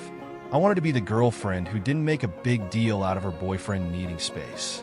But the nights out started piling up, and the more he stayed away, the harder it was to ignore the knot in my stomach. One night, he texted me around midnight. "Don't wait up. Meeting ran late." That text felt like a slap. Something inside me cracked. I sat there, staring at my phone. And for the first time in 6 years, I wondered if the person I loved was lying to me. The next morning, I asked him about it, trying to sound casual. "So, what's been going on with all these late nights?" He smiled, but it was thin, almost rehearsed. "It's just work, babe. You know how it is." But I didn't know how it was. And deep down, I knew he wasn't telling me the truth. The accusation started soon after that, out of nowhere. He'd ask things like, "Why do you seem so distant lately?" Or, "Are you sure you're not hiding something?" At first, I was confused. Me? Distant? I was the one bending over backward to make things feel normal again. I was the one trying to pull us closer. It hit me one night, lying awake next to him, listening to the steady rhythm of his breathing. He's projecting. He was accusing me because he felt guilty. He was looking for cracks in me because he was breaking us apart. The night everything came crashing down was a Saturday. He told me he was meeting some friends for drinks. "Don't wait up," he said, kissing me on the forehead like I was some obligation he needed to check off before he left. Something in me snapped. As soon as the door closed behind him, I opened the location sharing app on my phone. We'd shared our locations for years, mostly for safety, but I'd never used it. Until that night. He wasn't at a bar. He was at a hotel across town. I sat there, staring at the blinking dot on the map, my heart pounding so hard I could barely breathe. I wanted to believe there was an innocent explanation, but deep down, I knew there wasn't. He came home around 3 a.m., smelling faintly of alcohol and perfume. Not mine. I was waiting for him on the couch. He froze when he saw me, his face a mix of surprise and guilt. "You're still up?" he asked, like he hadn't just shattered everything we'd built together. "How was the bar?" I asked calmly. He blinked, caught off guard by the question. "It was fine. Why? I held up my phone. The location tracker is still open. Try again. His face drained of color.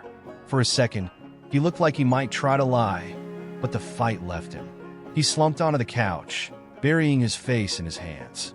It's not what you think, he mumbled. I laughed bitterly. It's exactly what I think. He didn't deny it. He didn't beg. He just sat there, broken and silent. How long? I whispered, even though I didn't really want to know. 6 months, he said, his voice barely audible. 6 months. Half a year of sneaking around, of coming home to me while giving pieces of himself to someone else. I didn't mean for it to happen, he said, like that was supposed to make it hurt less. I stood up, grabbed my bag, and walked out the door without another word. I didn't yell, didn't cry. There was no point. I just left. The next morning, I told him to move out. He didn't argue. He knew it was over. The trust, the love, everything we'd built, it was gone, shattered beyond repair. It's been months now, and I'd love to say I'm over it, but that would be a lie. Some days are okay. Other days, the weight of what happened crushes me all over again. I replay every conversation, every missed sign, wondering how I let myself believe the lie for so long. But if there's one thing I've learned, it's this: trust your gut. If something feels off, it usually is. People can lie to your face, twist things around, make you feel like you're the one losing your mind. But your instincts, they don't lie. Next time, I won't ignore the signs. I won't wait for the ceiling to cave in around me. Because love shouldn't feel like a guessing game. And if it does, it's not love. It's betrayal waiting to happen.